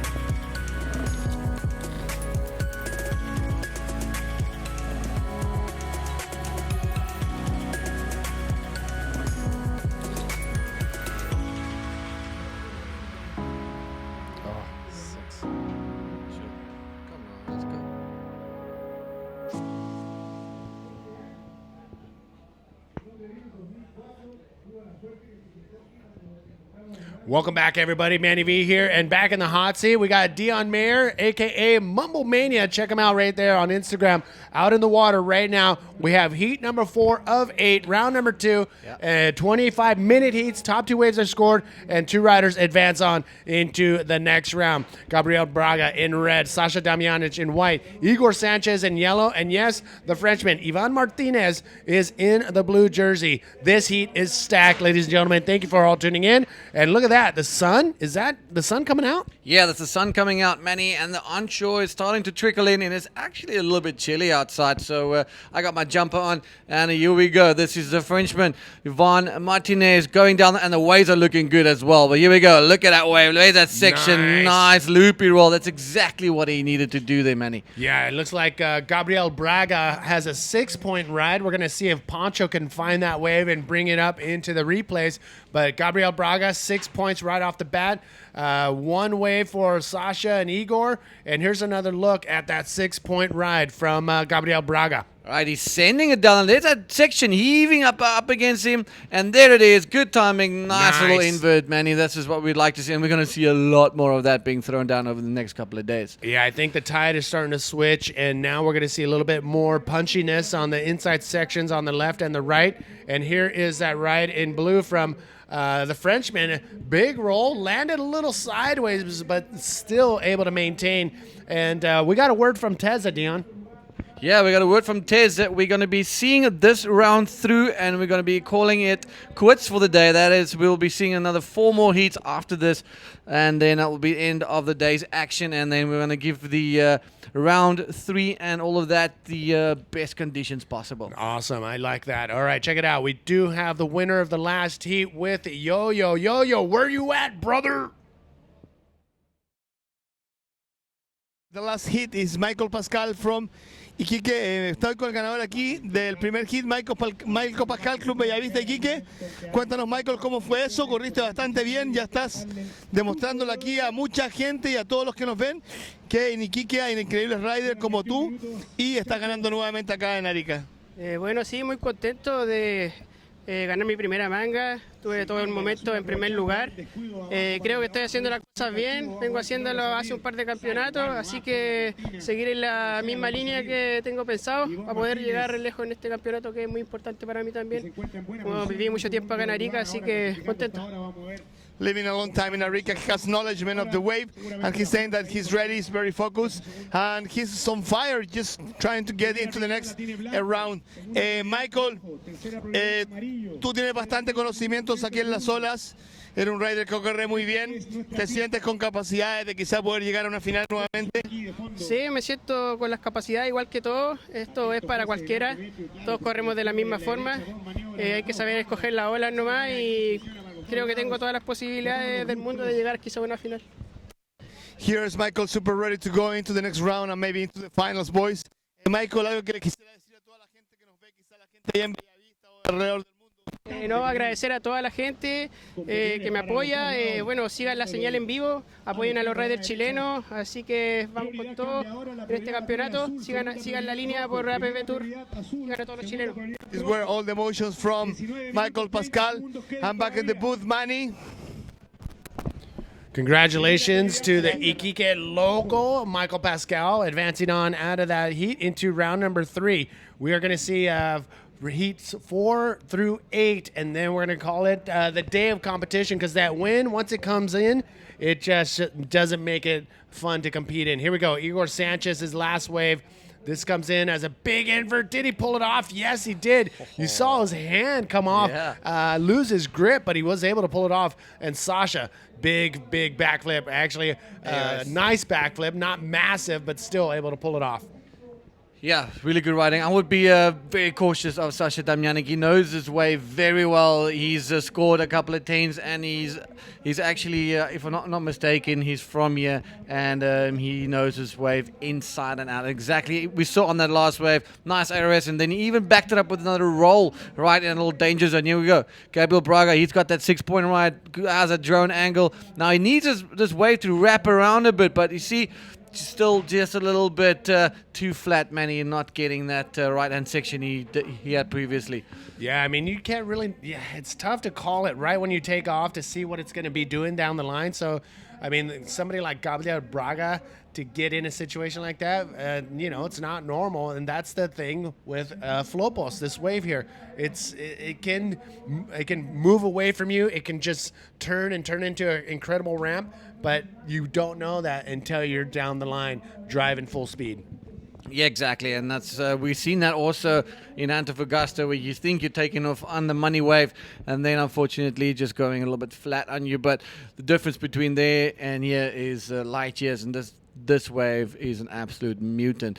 So, ladies and gentlemen, we're just going to repeat that again after the round number 2 today. We'll be calling it that for the day. It's going to be quits, and then tomorrow we'll be back with the later rounds of the trials, round number 3, and then we'll be heading bang into the main event, which I am absolutely frothing on. Yeah, it's going to be a fun one, ladies and gentlemen. Make sure you tune in live and share the like button, share click the share button and make sure everybody is watching, because we are finding out today who's going to be one step closer to the main event, and that's what's going to happen tomorrow. We're going to finish off the trials, main event tomorrow. Again, Dion, that's going to be that's when we're going to break some records. Oh yeah, we're going to break some records, and we had such good insight earlier with Jeff Hubbard explaining a little bit the systematics of this wave and how to work and what to look out for. And you know what, it was also a great time to spend a little bit in the champion's head. You know, some of his most memorable moments here at Floppos and El Gringo. And right now you can see everybody paddling to the west. I mean, this island, the wave that they're riding on is facing almost due south. So it's a south-facing beach. They're paddling to the west, and the west swell coming in is pushing them towards the takeoff on the right. So they use markers, 2 markers on the beach to triangulate and try to make sure they stay in that same position on the takeoff area. And to do that, they have to, pick 2 spots that are not moving on land and just try to be in that same position for the takeoff. And right now it looks like that current is pushing them towards the right. Yeah, you know what I will do? I would definitely, if I'm not very familiar with this spot, I would try and keep a keen eye on Sasha Damjanic.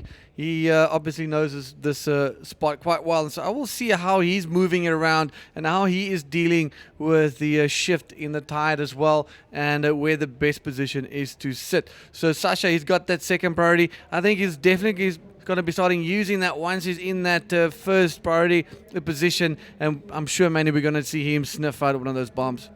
Yeah, I think within these last 15 minutes, we'll see a few more sets roll in, and that's when the wave exchange comes through. If you are tuning in, we haven't done a shout out this heat, so now's a perfect time. If you are tuning in, drop down the flag of the rider you are going for. We have a Brazilian, Gabriel Braga. We have Ivan Martinez from France. We have Sasha from Chile and Igor Sanchez from the Canary Islands, but drop a French Canary Island, a Spanish flag for Igor Sanchez right now, and we'll get some shout outs going as soon as we see some flags coming down. So, si están mirando, ¿por quién vas? El brasilero, Francia, Chile, España. Pon la bandera con quién el persona quieres que gana esta batería. There you go. So we'll let some flags come down the pipeline before we do some shout outs. Dion, are you going to get out there? Eventually. Yeah.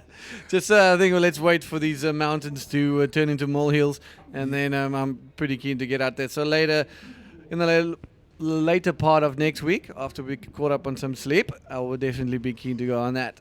But this place there's so many ways around you. Just a couple of 100 meters down, there's a couple of left-handers. We got at that fish factory, what's it called?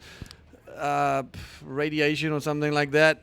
It's not radiation. Smells, anyway, it starts with an R, but it just smells really, really, really bad because it's in like a fish factory. Oh, rancio. Rancio, yes. You see, rancid, rancio. Close enough. Yes.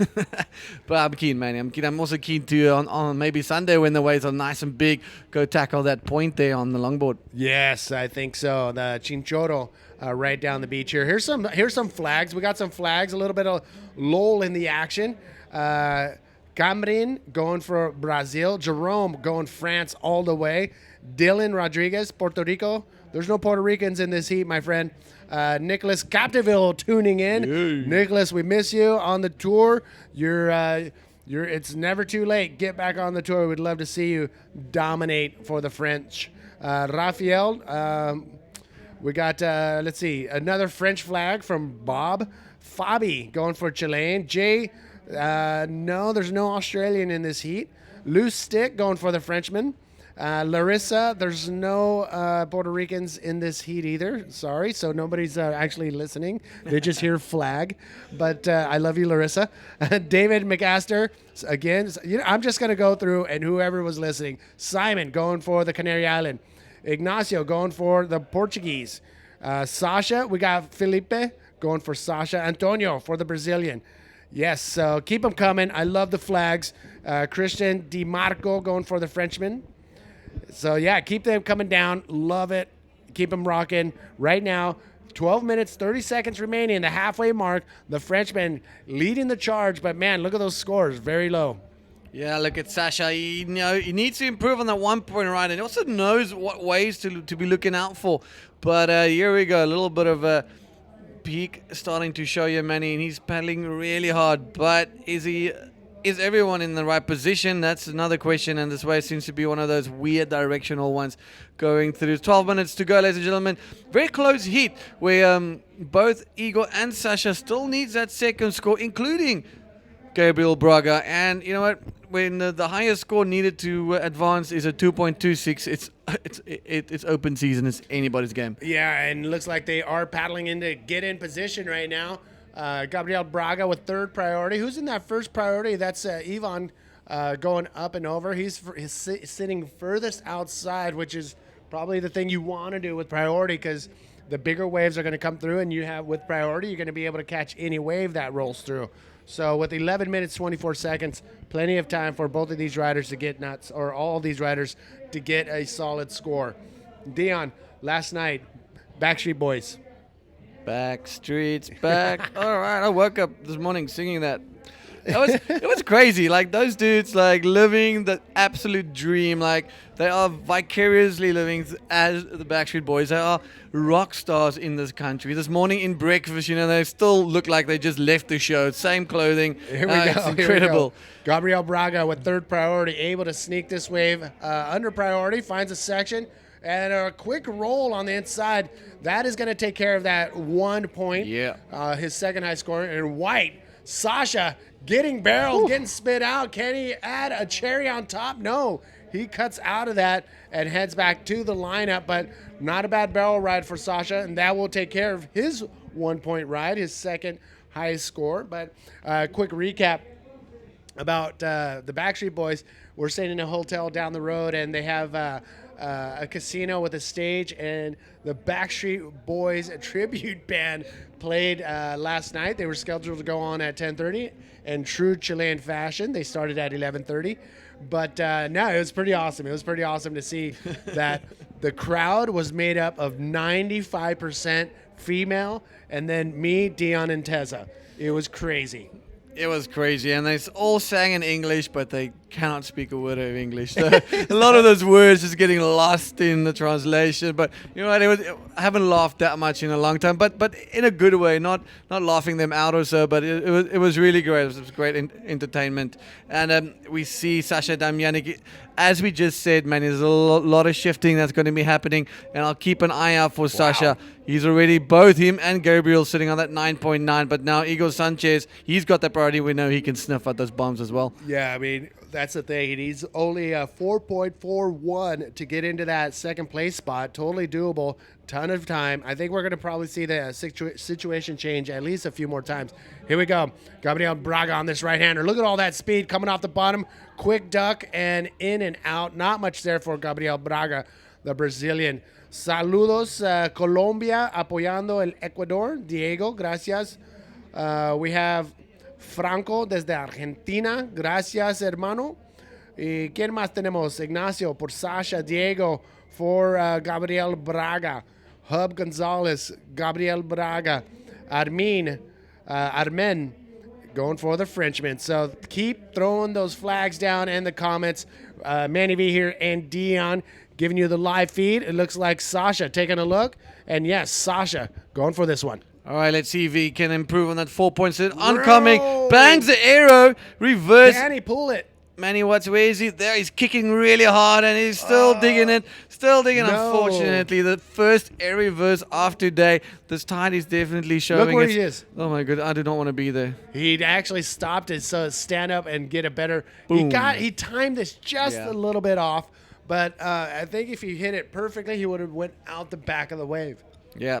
Absolutely right, but it's deathly shallow there, and it's such a dodgy place to be not landing your maneuvers, because we've seen a couple of people paying some tax here. unfortunately got to pay to play.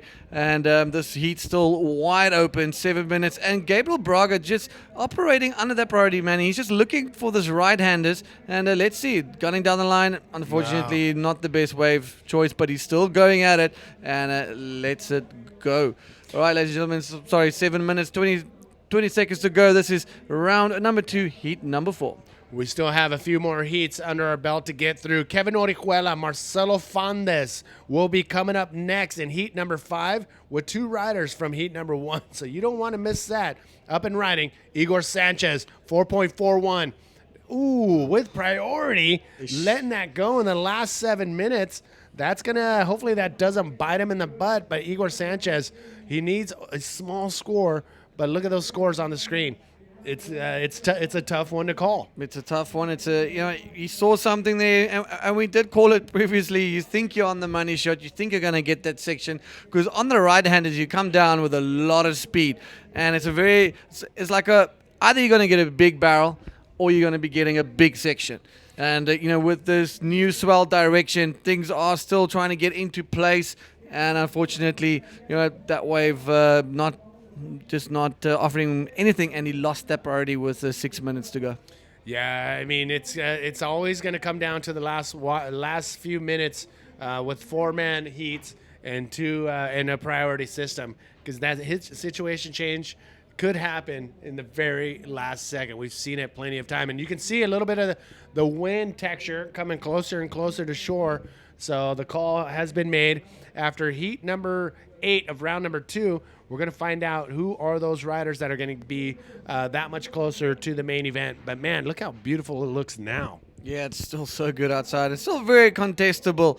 So we actually had a good day, pumping out about 16 heats already. So, we'll take that any day. Gabriel Braga. Yes, Gabriel Braga bouncing his way. Oh, gets out of there.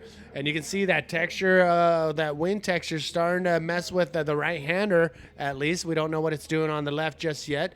But look at the paddling to try to get out in the position. It's really hard to tell with the drone the distance they are from the wave and how big the wave is. But look at this. Taking off. Sasha. All right, Sasha Damjanic, the local man, trying to dig his rail, get around that section, and just seeing the barrel offload next to you is that's one of the most devastating things. You just can't get in that section. Oh, wow. Gabriel Braga, just a quick little cover up there. Not much for Gabriel Braga, but that 6-point ride is definitely going to help him stay in that first place spot. Again, small scores needed. Look at that. Igor Sanchez with second priority. He's not wasting any time. Here he is.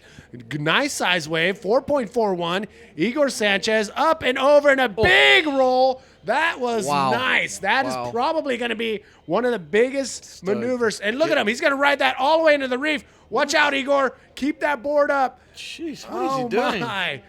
That looked like he was going straight for that rock, but look at this thing. He got so much projection, hit it perfectly, and I'm guessing he had like an 8-foot drop, but landed it, came out in front of the whitewash, and almost ran into the dry reef.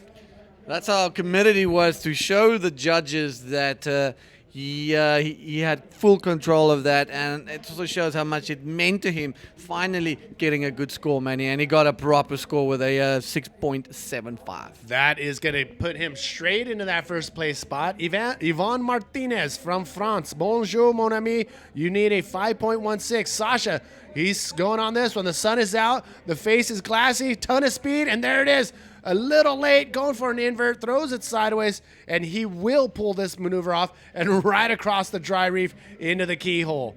That's just stupid. That is just, but he knows now. He's in third position. We can see a serious upset here, man. He needs a 4.76. That was quite close. Here we go. Gabriel Braga, once again, on the right-hander. Look at this thing. It looks like the wave is getting bigger down the line, and it does. And Gabriel with a big invert for himself lands in that very tough part of the wave when it's exploding upwards. Is that a completed maneuver? No, it can't be, man. That was a heavy landing. Here we go. This again. Igor Sanchez with that mega roll. There he goes. Boom. Nice. I almost thought he went up for an invert there, but that was well controlled. But unfortunately, Gabriel Braga just landing in that impact zone where the axe just makes contact with the wood and got absolutely hammered. solid joyride in that white water. Yeah, I mean, we talked about it earlier. There is going to be a situation change in these last few minutes as these sets roll in, and I think it may calm down for a little bit, but if another set rolls in, we're going to see another switcheroo going on in the top two spots. Igor Sanchez looking solid. Gabriel Braga looking solid with those 2.6s, but man, Sasha and Ivan with priority can totally pull this off. Ivan, turn it around. Here he goes. Ivan Martinez. Allons-y, mon ami. Allez le bleu. And can he hook a nice little there? Nice. Beautiful backflip for the big man. And he's by no measures a small human being. He's about you, like your size, my size. But Sasha, he needs that 4.76. Otherwise, we'll see him packing at the end of this trip. There we go. Goes through the section, tries that through the door ARS. He claims it. Yeah, is that going to be enough, Manny? We'll have to wait and see. Look at this. Sasha's going to sneak up behind Ivan Martinez for priority. He better turn around. Ivan, turn around. You got Sasha on the inside going for that priority. If he gets back to the outside before Ivan, he will have priority before the Frenchman. And a nice backflip right there from Ivan Martinez. Solid run right there. This is a beautiful head-to-head. Look at that right there. Just paddling right by Ivan Martinez. And wow, Sasha just sneaking up, trying to get that priority. And it's going to be interesting how the judges are going to rate this on who gets priority with 1 minute remaining. It could mean the end of the heat for one of them if a wave comes in with that person. Oh, Sasha having second priority handed over to him. Okay, well, the two guys that need it the most right now fighting for that. Look at this. Man, that was close. In my opinion, as a non-judge, I think Yvonne's backflip was a bit cleaner than Sasha's. Sasha was a little bit through the lip, but waist size also a bit similar. These guys are hustling one another right now. But is this a key mistake from Yvonne? He needs that 5.16. Manny, what's going to happen here down the line? It's a closeout. No. There's another wave for Sasha. Could Sasha put the nail in the coffin right now to Gabriel Braga, 4.76? He let that go. Yvonne's it caught inside. Braga on the right hander going for a roll, but wow, that took it all the way to the wire. 20 seconds remaining. Can Sasha find a wave, a 4.76? Oh, he had the opportunity, but wasn't in the right spot for that last wave. Oh, no. Oh, he's going to turn and burn. He's looking, Sasha, Manny. 5 seconds to go. He's got this wave. Sasha, 4.76. Sasha coming around the section. Big backflip. Can he pull it off? And he pulls it off. Yeah. Did he knock out the Brazilian? 4.76. He is stoked. Oh, my. Did he pull it off? Ladies and gentlemen, right now, I want to know, yes, he did it. No, he didn't. Put it in the comments. I want to know if that backflip was enough for Sasha Damianic. Oh, Manny, my. Yeah, look, I think he just made it. I think he snuck. He's looking for judges. He's actually looking a little bit angry there. I don't know what he's actually going on about. I think he was stoked. I think he was stoked. He was in the time, so let's see. Podemos poner los puntos otra vez, los puntos, Pancho. Vamos a esperar hasta los puntos bajan por Sasha Damianic. And there it is. Sasha making it into that second place spot. Man. And Gabriel Braga drops down to third place. Devastating So, for wow. Braga. That was crazy. Igor Sanchez and Sasha Damianic advance on to round number 3. Ladies and gentlemen, that is just the beginning of the action, and there's a lot more to come, and we're going to be bringing you more action right after these commercial breaks.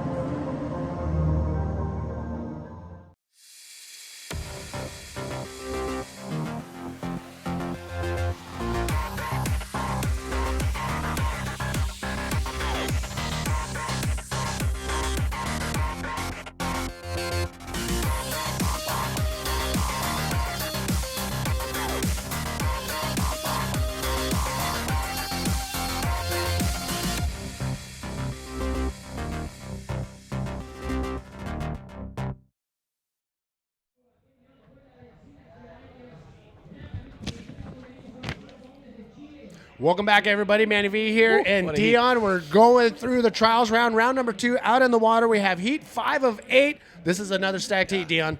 Yes, another cracker. The last heat was just nuts. Sasha Damiani getting about 2-3 waves in the last 2 minutes. Manages to squeeze that score in the dying seconds of that heat. So out in the water right now, Manny, we've got the Canarian Kevin Oriela versus Marcelo Fondes, Rodrigo Silva, and the lone party Aussie Jack Baker. This is another stacked heat. We have from the Canary Islands 2 Chileans and an Australian. Right now, I'd like to take a poll on the comments in Facebook. Let's start in the beginning, and then we'll do it again at the end. Who are you going for? Put the name down of who you think is going to make it in first place in this heat. Is it Rodrigo, Kevin, Marcelo, or Jack Baker? Who would you put down?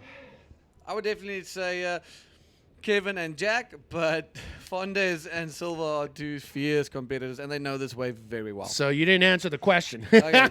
Jack and Oriela, I think they're gonna make it through. First, okay, Jack and Kevin. Yeah. All right, so yeah, I'm gonna. 25-minute heats, top 2 waves are scored, 2 riders advancing on to round number 3. I don't know, man. I think Rodrigo Silva wants to save a little bit of face from that earlier heat where he squeaked by.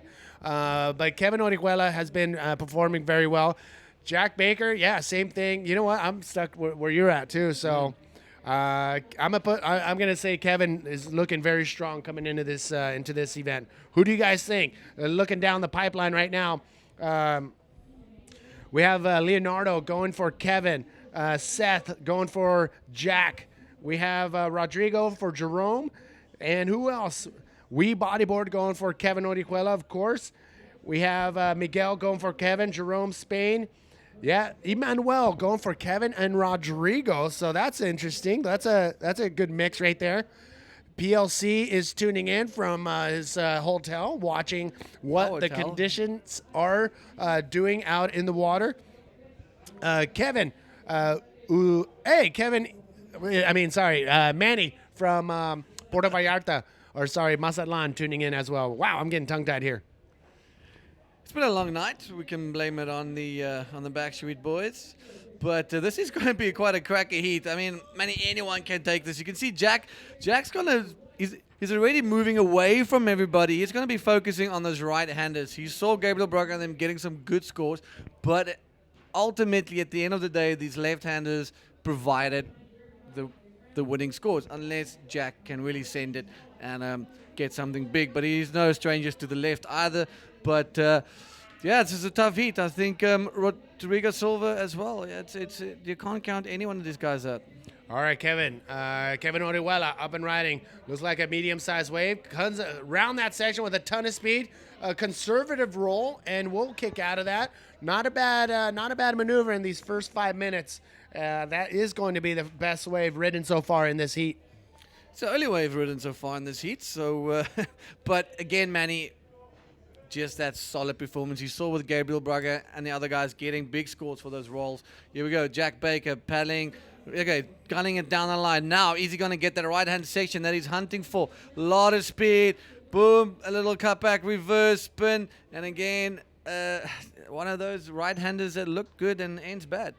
Yeah, I really would like to see Jack Baker go into the later rounds where the waves will be bigger. That's it. It seems like he's one of those guys that can dominate in those conditions. Check this out, Dion. We do have, the interview ready with the winner of the last heat with Yo-Yo. Yo-Yo, where you at, brother? Just winning, he's on fire. Igor, on fire estás. Acabas de pasar del 4º lugar al 1er lugar, pasando el hit. Estuvo bien apretado el hit, cuéntanos un poco. Bueno, estaba súper lento, la verdad. Y tuve unas malas elecciones de ola y la verdad que estaba un poco nervioso, pero me tranquilicé y esperé y tuve suerte que me aparecieron las olas al final para poder pasar al 1er lugar con el rolo. Así que tranquilo, todo bien. Looking for the good waves, he was found in the score to get into the next round. Igor, ¿listo para el siguiente round? Con todo, motivado. Vamos a darlo todo. Ojalá que mañana esté mejor las condiciones y que crezca el mar, que eso es lo que viene, parece. Así que saludos a todos en casa. That's the emotions from Igor Sanchez, just the winner of the last hit. See you on the booth, boys. Well, he is stoked right now. He's pumped to be able to get into round number 3, which will happen first thing tomorrow morning. The swell is increasing, the direction is getting better, and it is going to be an incredible day of action. So make sure you don't miss it tomorrow. Igor Sanchez is ready. Out in the water, again, heat number 5 of 8. Top 2 waves are scored, 25-minute heats, and only 2 riders are going to advance on. Coming around that section and a big backflip. Marcelo found this. Marcelo Fonda's Solid. just stamping his authority. See that left-hander's just giving you that ramp. Here we go, up and riding. That is Rodrigo Silva. Can the young gun do something? There it Another is. big backflip from him. Cleanly landed. We might just see Rodrigo and Marcelo coming. Look at the through, paddle battle. Look at the paddle battle. No sé, Pancho, si podemos girar a amarillo y blanco. Van a hacer un paddle battle afuera. But it looks like, yes, it is going to be a paddle battle even early in this heat. We're trying to get the camera to get over there. Oh man. I wish I had a radio comm to every camera guy just to say, hey, just give me one favor. One favor. But look at, there they are coming into the it screen is. right now. Both of them paddling full steam in 18 minutes. So if they do that, they're wasting a lot of energy. So it's going to come down to whoever's physically fit coming down to the last few minutes. Yeah, absolutely. But it also shows the hunger that both these competitors have to try and make it into the main event. Because firstly, it'll be a big honor for them to make it. And it'll also be a big confidence booster that they make it through there. And Marcelo Fonda is getting a solid 5.5. And Rodrigo's getting a 4.85 for that wave exchange. Here we go. That is Rodrigo Silva and Jack Baker. Up and running. Jack Baker on the right-hander. Look at these waves on the rights. It looks like the wave just gets bigger. Can he negotiate the chop? And he does. Nice roll. He may ride this thing to the end. Quick little spin. He may have another section and one more spin. If he goes for maneuver, he's got to be careful. He's going to end up right on the dry reef. And he does. Solid wave right there for Jack Baker. Up and riding, Kevin Orihuela. All right, Kevin Orihuela, knows he can score. We know he can put some big score. There's that section showing a nice little invert. Gets in front of the wave, and he ducks out. Jack Baker, back to Jack quickly, Manny. He really read that thing well. He milked that wave for every single thing. 2 rolls, 2 spins, and that's going to cement him, I reckon, straight into that first position. I think so, too. Kevin Orihuela's quick invert on that right-hander definitely will help his cause, too, because he's only got one wave right now, that 4.75. So, yeah, it's going to be coming down to the wire again with this heat. A big backflip from, I believe that was our rider in yellow, Rodrigo Silva. Out of those two, who do you think had the better backflip? Marcelo Fondes. Okay, so there you go. The scores dropped, and the judges agreed with you. 5.5 for Marcelo and a 4.85 for Rodrigo. Both of them on the outside, both of them with first and second priority, as Kevin and Jack make their way back out to the lineup. So, yeah, thank you once again for tuning in all over the world.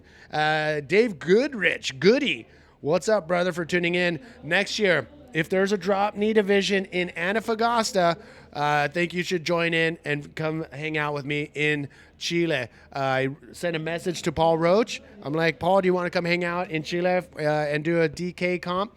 And without hesitation, he said yes. So I am going to try my hardest to make that happen in Antofagasta. You put a leash on him and you drag him all the way to Chile, because that would be one of the most watched heats in bodyboarding history, just to have him back. That would be in the water. That would be amazing. So yeah, Chad Talbot, what's up, brother? IBBC holding it down. Alan Allen tuning back in. Gabriel Lopez going for Rodrigo Silva. Vamos. And Jim Mart, what's up, brother? Look at this, up and riding Rodrigo Silva on this left-hander. Unfortunately, just not the best wave selection. Manny had that second priority, and unfortunately now he's back in the queue in number 4, and that will bump up all the boys back into second and third. So he needed to improve on that 2-point ride, and unfortunately just didn't choose the right wave. No, I mean, but there's 14 minutes remaining in this heat. Coming up next in heat number 6, we got the 2 riders, Eduardo Guzman from Antofagasta, Chile, and Moises Silva, one of the Silva boys from here in ARICA. They're going to be coming up next, along with 2 riders from that first round. So make sure you stay tuned as we come down to the wire with round number 2. Thank you all for tuning in, and I love being able to interact with our viewers from around the world. Dion, so far, your most memorable moment in Chile? I'm just going to have to think about that for a minute because there's been a couple of cool things. I reckon, you know what, so far for me, Antofagasta for sure, and I reckon just to see Sammy Martino tearing bodyboarding a whole new everything. It was incredible just to see that consistency. And you know what? That DK roll was the cherry on the top for me. Fun. I love that. So I'm going to ask you that same question at the end of this event because things could change. We could see another dominating force going through the main event, and it could be Sammy again, or it could be Diego Cabrera or any one of these riders. Marcelo Fonda is coming around this section. You can see the reef through the water. A roll, but lands on top of the wave. Not a clean one. He's not happy with that, but again, he needs to start getting a few waves under his belt to get a rhythm going. Yes, he's been a bit quiet, but he's got that 5.5. He only needed a 2.01. I reckon with that roll, he will get that and knock Jack Baker into that 3rd position, leaving Jack and Rodrigo trailing behind. But here we go. Talk about the devil. Jack is looking on this one. Can he turn and burn? Yes, Manny. He's about to send it. Is he going to get that section? The Australian dropping in high line, dropping down to the bottom, carving off the bottom. A nice invert. Lands perfectly and cuts out. Not a bad wave right there. Definitely will change his second score, 2.5. We saw Rodrigo Silva cutting out on this left. We'll pull that up into the replay, but yeah, that invert from Jack Baker, definitely going to help his cause here in heat number 5. Most definitely chucking away that 2.5. So Marcelo Fonda is creeping into that 1st position, Manny, with a 3.25. Here we go. Kevin Oriela, he needs a 4.1. Look at the reef. Yeah. Oh, my goodness. That is scary. Whew, that's a cheese grater if you ever seen one. Well, we saw what it did to Josh Burgett Kirkman's back and neck. It was hectic. Here's that yellow big backflip from Rodrigo Silva. Did he pull it off? Yes, he did right out in front of it. Not a super clean landing, but still pulled it off.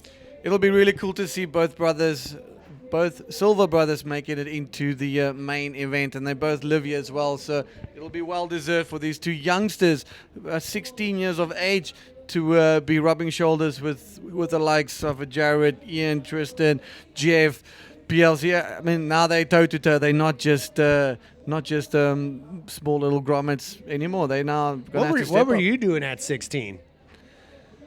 Were you riding super heavy, low, shallow reef breaks and throwing it against the top bodyboarders in the world? Definitely not. I was getting taught by Jared Houston how to roll in bottom turn like when he was 12 years old.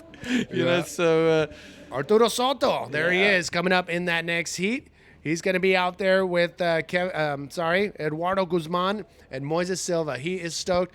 Arturo Soto and Glenn, both of these guys are the organizers for the biggest bodyboarding event that we've seen in a long time. That was the Antofagasta Bodyboard Festival. He's going to be coming up next. Jack Baker, there it is. That score put him in that 1st place spot. Up and riding Rodrigo Silva. Oh, look at that wave. He bottom turn just under the lip there. He managed just to squeeze in, Manny. But there's those graves.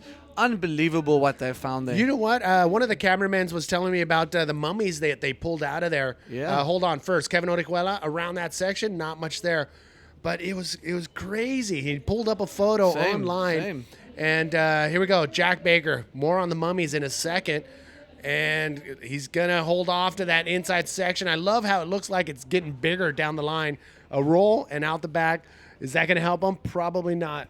Getting rid of that 6 or 5. Yeah, he's definitely got some of the highest scores that we've seen so far in the event in terms of getting into that elusive double figures. He's got that 11-point ride, 6 and a 5. And it leaves my other prediction, Kevin Oriela from the Canary Islands, needing a 4.76, but there's less than 10 minutes to go. Currently, he's in 4th position with no priority.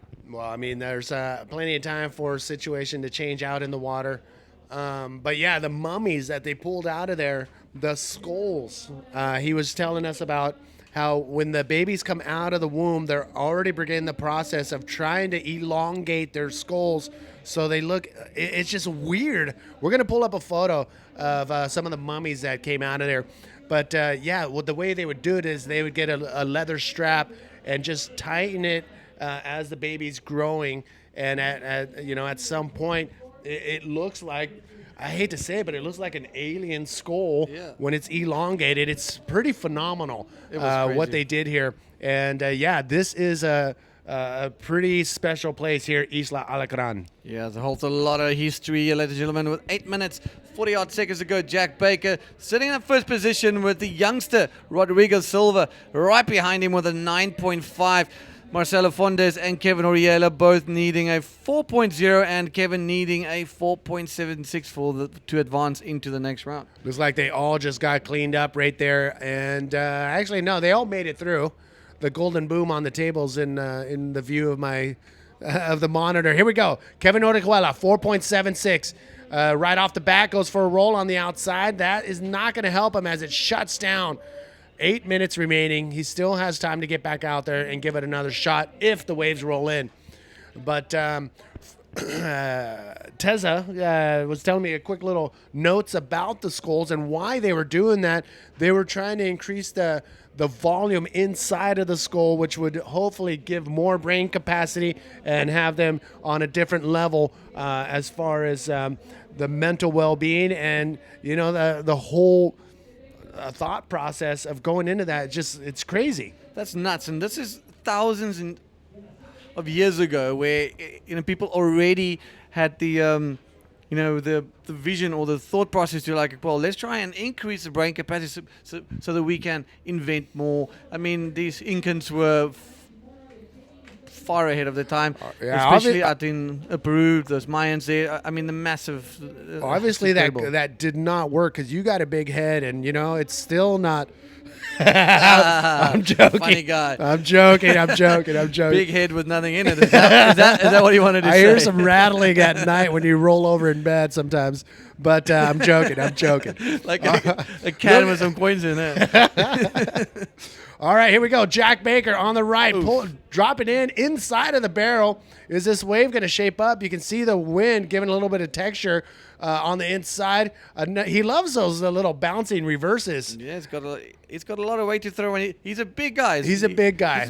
So he's nice and solid and quite sturdy on these choppier conditions where we see the lighter kids getting those bounces, and unfortunately sometimes he's getting thrown off.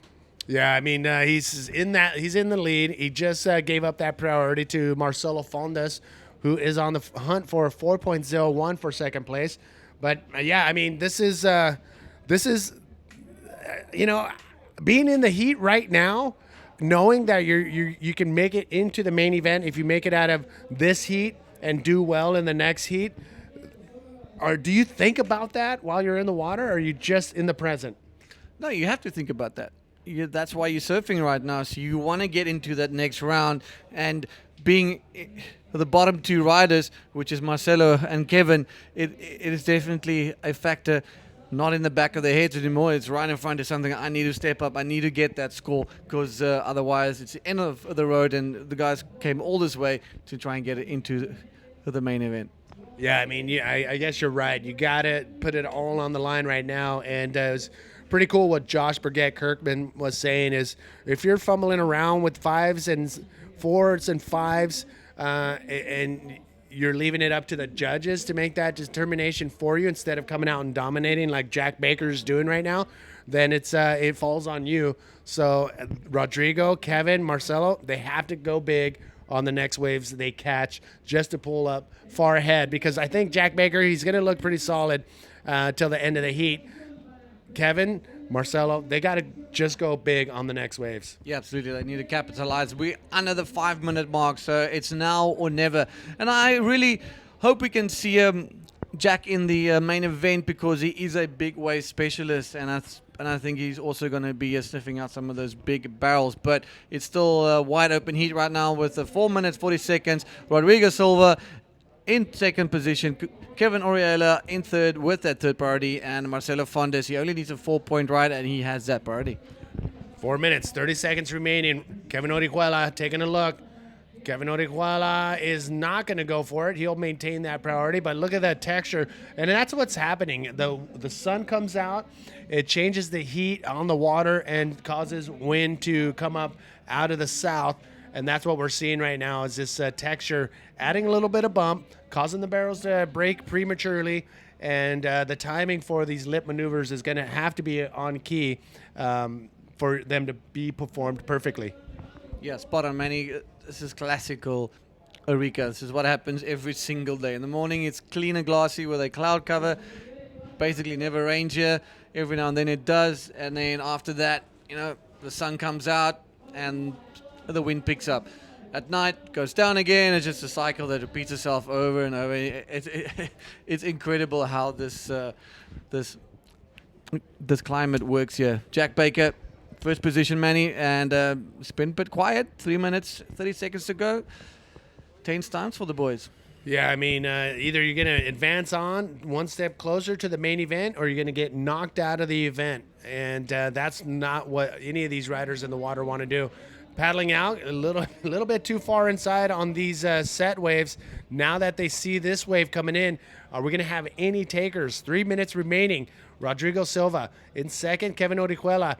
He needs a 4.76, but coming up, Marcelo Fondes up and riding. All right, he needs that 4-point ride. Can he get that section? A lot of speed. Nice. That's almost a barrel. Drops the anchor and everything and just couldn't get inside that tube. Unfortunately, he needs to get it back very quickly. He also lost that priority. So now it's all open to Kevin Orihuela and Rodrigo Silva to keep that second position because this is where the real fight is at right now.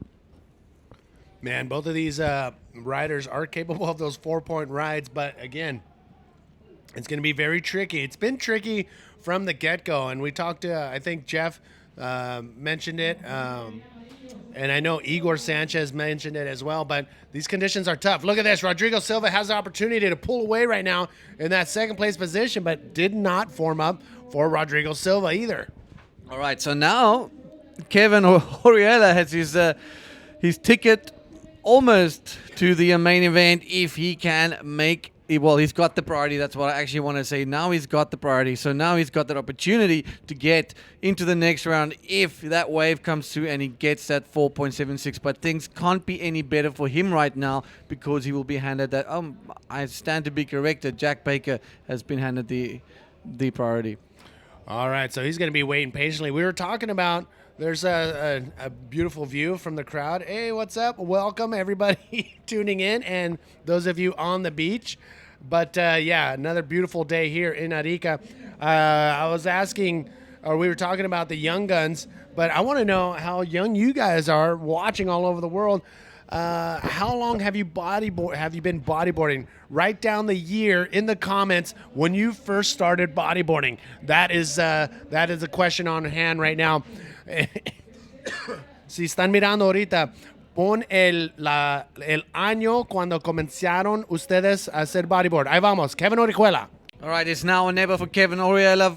There we go. Nice little ARS. Turns it on really quickly, Manny. He needs only a 4.76 right with there, another roll. He did it under the minute mark, Dion. Again. Under the minute mark. Again, with the previous heat, we had the exact same. But wait, Jack Baker, easy going to stamp his authority as the heat winner and goes for a nice little inverted. I love how he kicks his legs.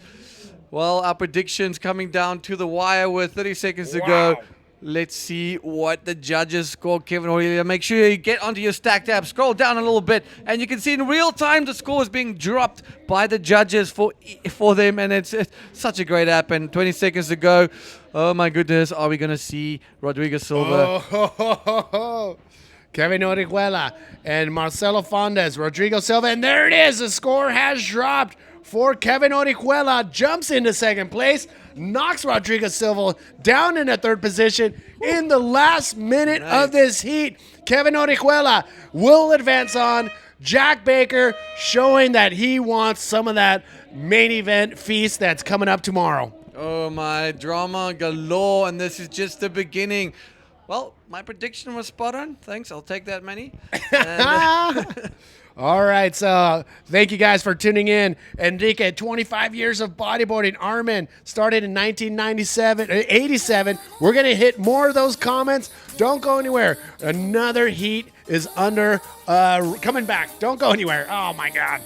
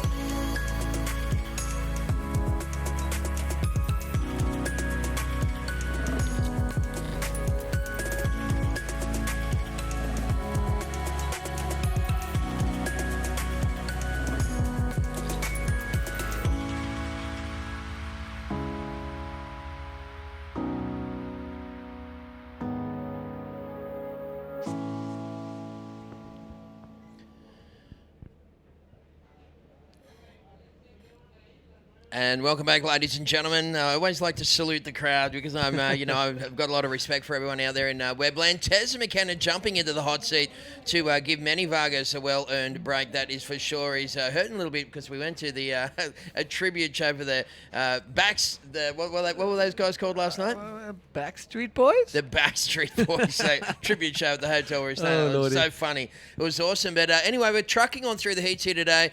Tez McKenna and Dion Mayer, of course, taking us through. Dion, it's been a pretty good day of competition. Yeah, it's been very good. Some solid riding by the guys, and the last couple of heats just proving that the guys are really hungry to make it into the main event. That's right. Let's go out into the water and check this one out. We've got some pretty good lineup here. Take us through this one, Dion. All right, we got Eduardo Guzman, Moises Silva, we got Julian Perez, and Arturo, the man from Antofagasta, Soto. All right, so Arturo opening his account already with a 3.25, ladies and gentlemen. So make sure you got your stacked open at all times, and then during the commercial breaks and the interviews, you can not miss any of the scores. So Tez, you made the call that we're going to be finishing after this round. And I think everybody can agree that that's a good call. It's getting a little mushy out there, and we're just watching replay time right now, folks. The APB replay currently just showing a little wave there for the fellow in yellow. That is, of course, that looked like it was Julian Gonzalez, I think, on that one. So the stacked app just getting kind of clipped on our screen here. I'm not too sure what's happening there. It's like some font changes within the system. Big shout out to Richard Madison, grew up with the No Friends, and later, of course, Tension were huge parts of bodyboarders, and that, from that era, yourself included, Dion. Absolutely, and those were the cinematic. It was just some of the best years, and here's a little replay of the right hand red with a nice little roll, but just a little bit at the back of the wave, Tez.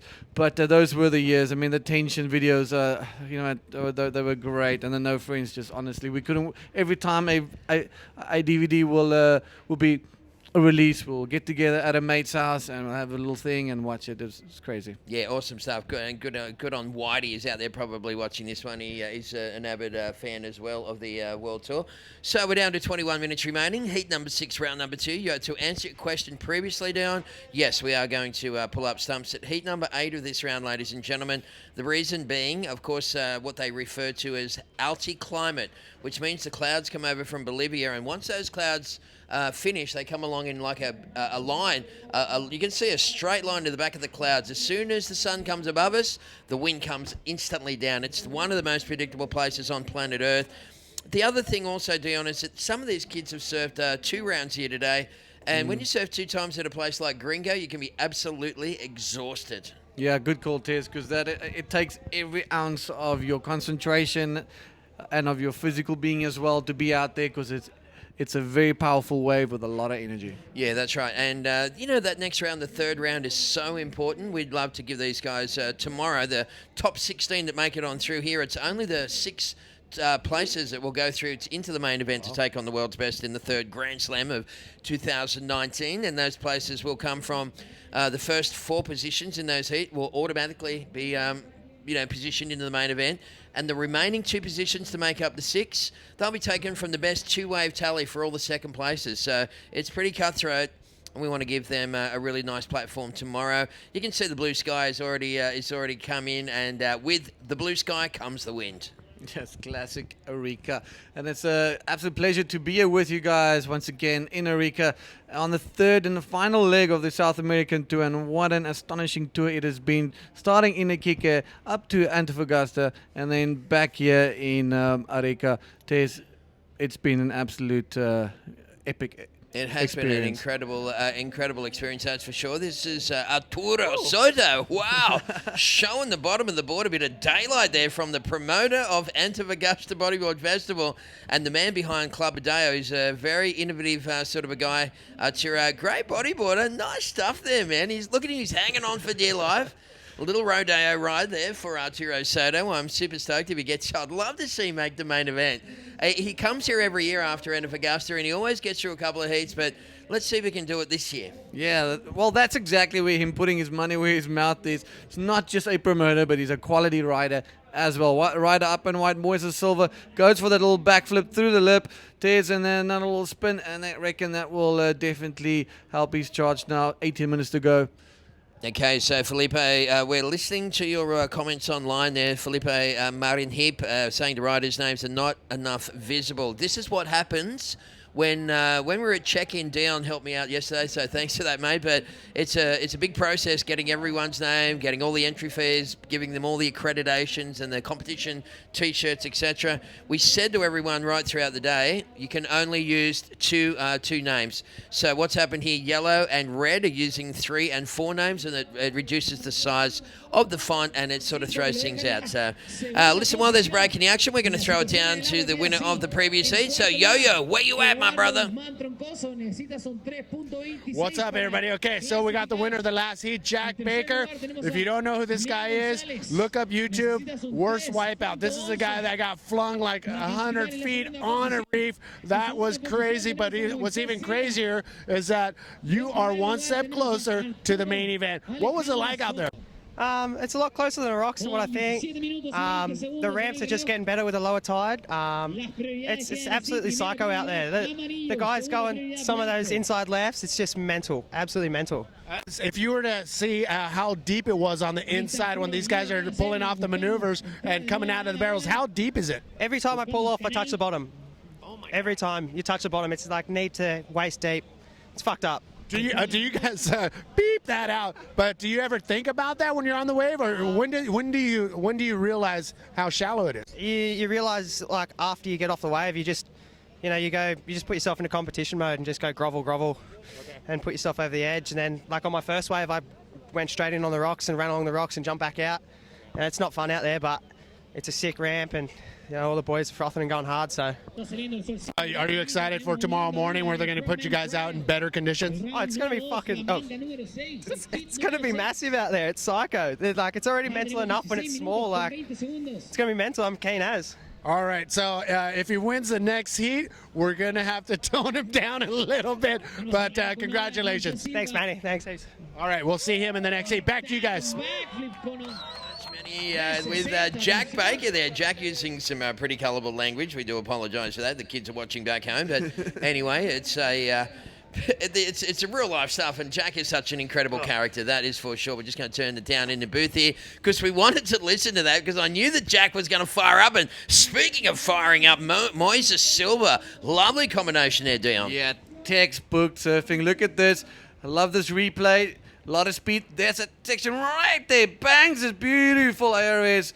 What a turnaround. Connects it with a nice little spin. And you know what? He's definitely the man to beat in this heat right now.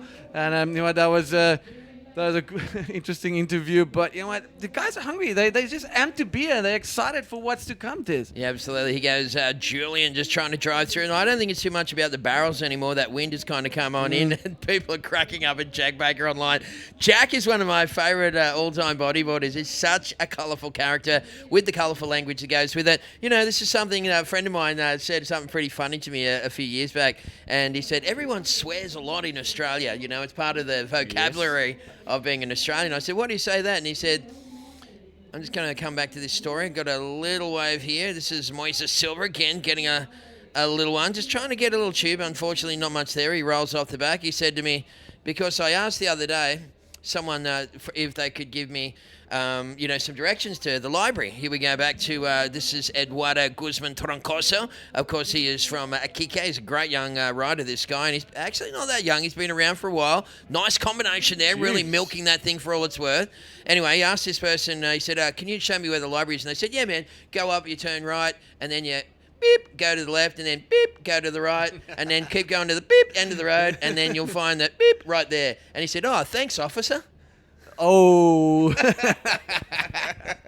Anyways, there's a classic bit of Australianism. There's a lovely drone shot. And the hotel we're staying in the background. Well, not in the background, no. That's the New York Post. Over to the left. Yeah, the Antay. It's an incredible 5-star resort. It's a spa resort, so it's got all the bells and whistles you can imagine. But El Morro, of course, where the big flag is there, that's where they, had a very significant battle against the Peruvians and Bolivians way back in the day and took this land. Originally, this land was all part of Peru and Bolivia.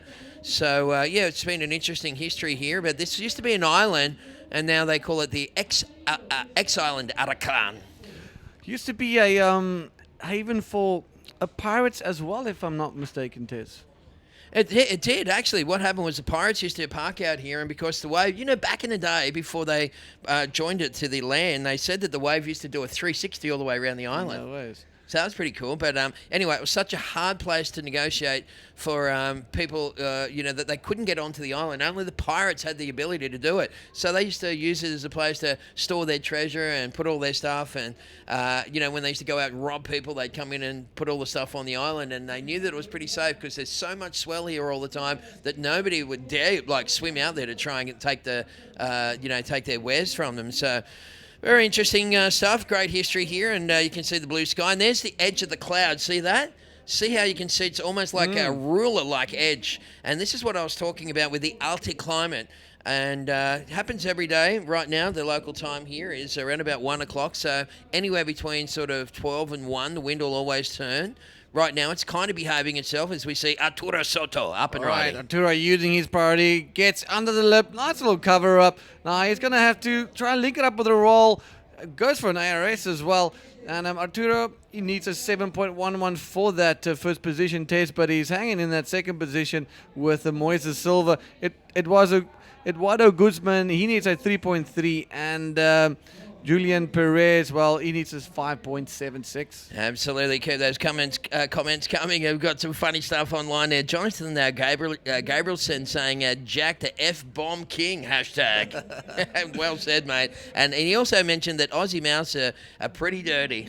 LOL. Good on you, champion. Under the lip there, Eduardo Guzman. Can he come out of that? Unfortunately, there he just popped up in the background. He's really getting a pounding right now. There's he again. Oh, wow. Let's have a look at this one from Arturo, though. Gets a little tiny mini cover up here, so this is not going to be much of a score.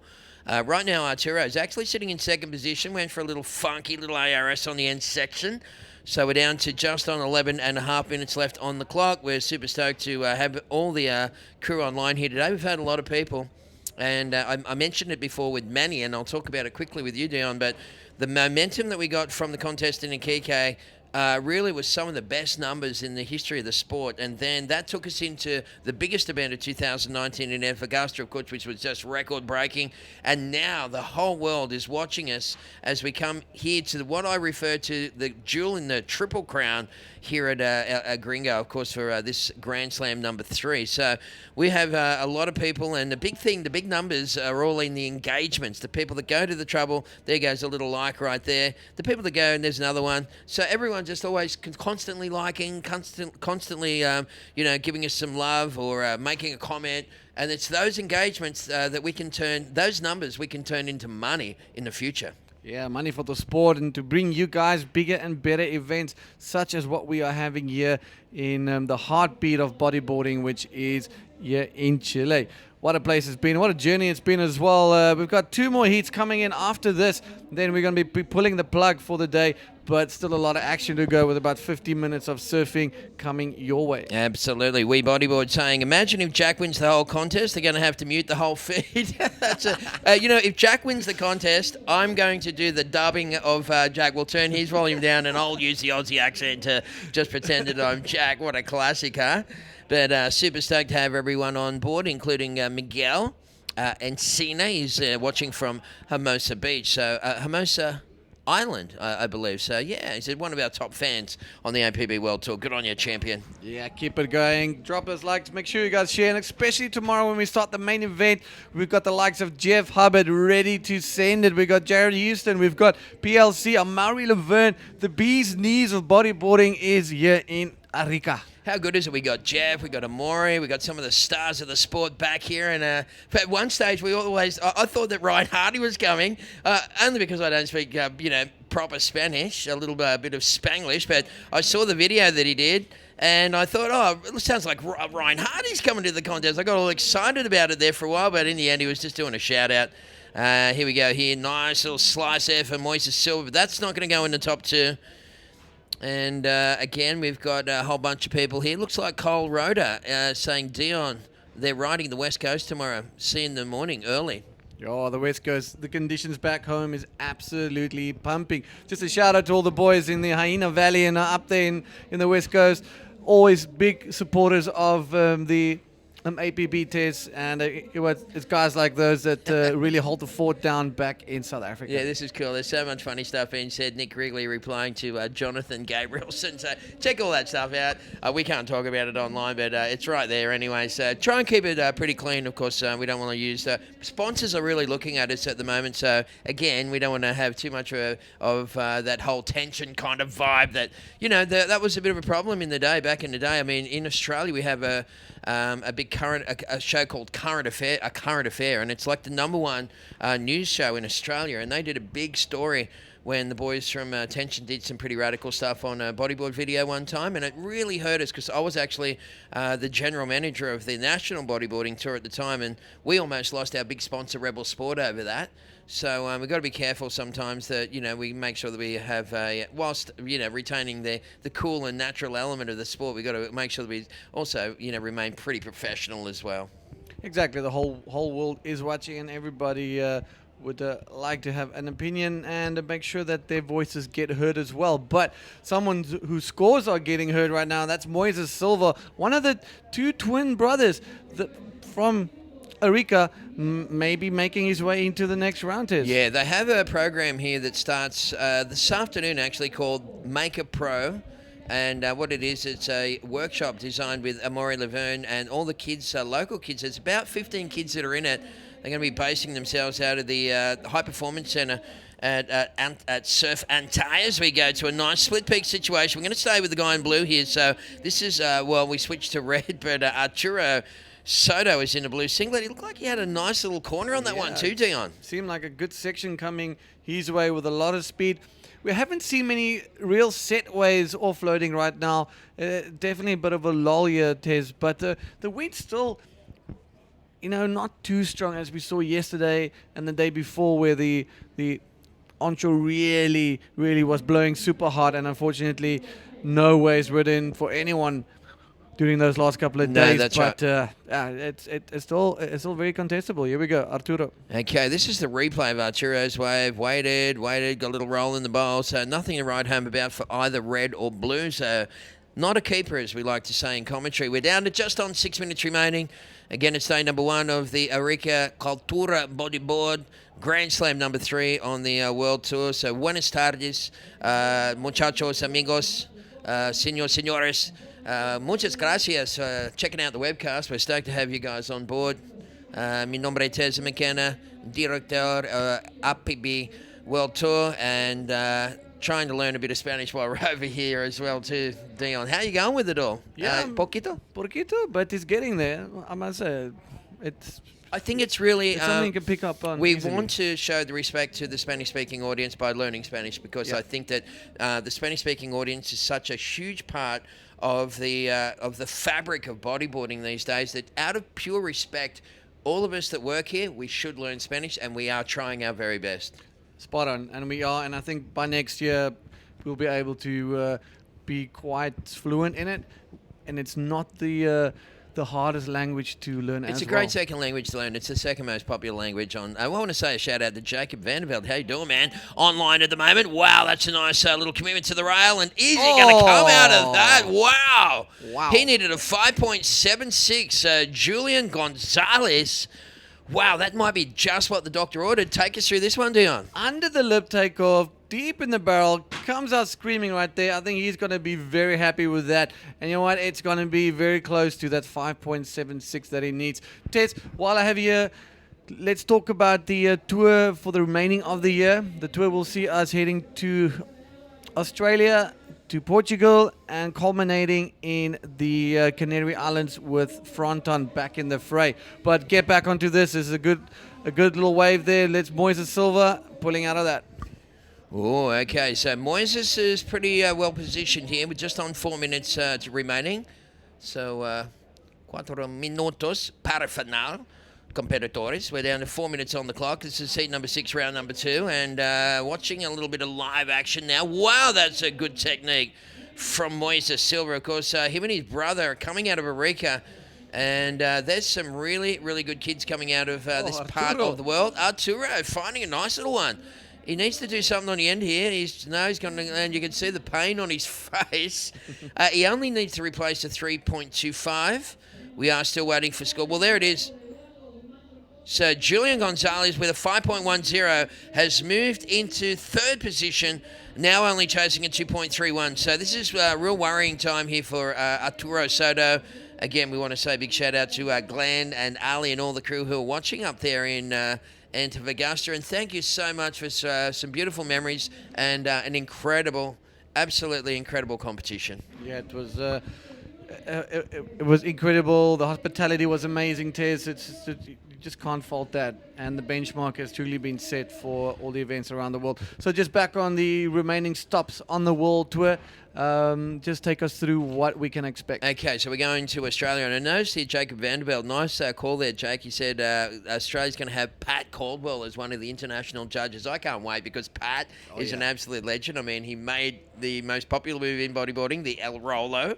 And he's a lovely guy. He's probably watching at the moment. So hi to Pat and your lovely partner, of course. And we can't wait to host him down there. So the Kaima Bodyboard King Pro is this year, Dion, we've actually working with the local Indigenous community.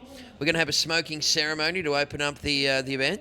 And we're also going to be using a kind of an Indigenous flavour with all the artwork as well. We want to really embrace and similar to what these guys have done here with the culture of the Chinchorros, which is the ancient Chileans, of course, to go way, way back in the day. So Cayam is the next Grand Slam on the World Tour. Then we're going to go to Sintra. Sintra is the equal points the same. It's a 5-star quest event, exactly like a Kike. So whoever didn't get a good event result in a Kike will need to go to Sintra. From there, we'll go to the World Juniors in Vienna, and then, of course, we'll hopefully go to Morocco for a girls' event. They're still trying to confirm that one. And then from Morocco, we'll go up to the Canary Islands for the Fronton King to finish off. So it's a very good year for me. I've been around a long time, as you know. I think that we're almost back to where we had the heyday of 2011 when we had, an incredible tour. We are not far off that at the moment. I think, by the time we get into next year with some of the plans and sponsorships that we might be able to pick up from this year's tour, things are looking really good for the future of bodyboarding. Well, that's fantastic, and thank you for your selfless dedication as we see a massive seal swimming in the white water between everybody. And so much water life around here, Ted. It's incredible. Yeah, they don't have sharks, though, which is a good thing. It's crazy, huh? You'd think, You think that they would have great whites in there because the water's cold, and they have big ones where you live in the same water temperature as we see. This is Eduardo Guzman Troncoso. He had to put the Troncoso in there because there's two Eduardo Guzmans riding on the World Tour, and the other Eduardo Guzman always used to get this guy's points. He used to hate it. He came to me and said, "Can I use 3 names?" I went, "Oh, it's going to look horrible on the stacked app." He said, "I don't care. I just don't want to give that other guy any more points." That's pretty classic. All right, this heat coming down to the last 30 seconds. This is heat number 6 of round number 2. And as Tez just mentioned, some amazing things on the cards for 2020 on the APB World Tour. So, all right, but right now, all focused. Let's look at this replay. Good little clean roll back into the face of it. And unfortunately, that's all she wrote for him on that wave, Tez. Well, ladies and gentlemen, it's been a great day. Yeah, well, that is heat number 6 there. We're going to wrap it up. So it will be Moises Silva. Unfortunately, Arturo Soto, he got this little wave in the air. Nice clean little spin there, but Arturo will finish in 4th position. Joining him on the sideline will be the Iquique Loco Eduardo Guzman Troncoso. We're saying goodbye to those guys. And we're also saying goodbye to you guys momentarily because we're going to throw to a commercial break right now, ladies and gentlemen. And we'll be back with more high-octane action from ARICA right after this. Don't go anywhere.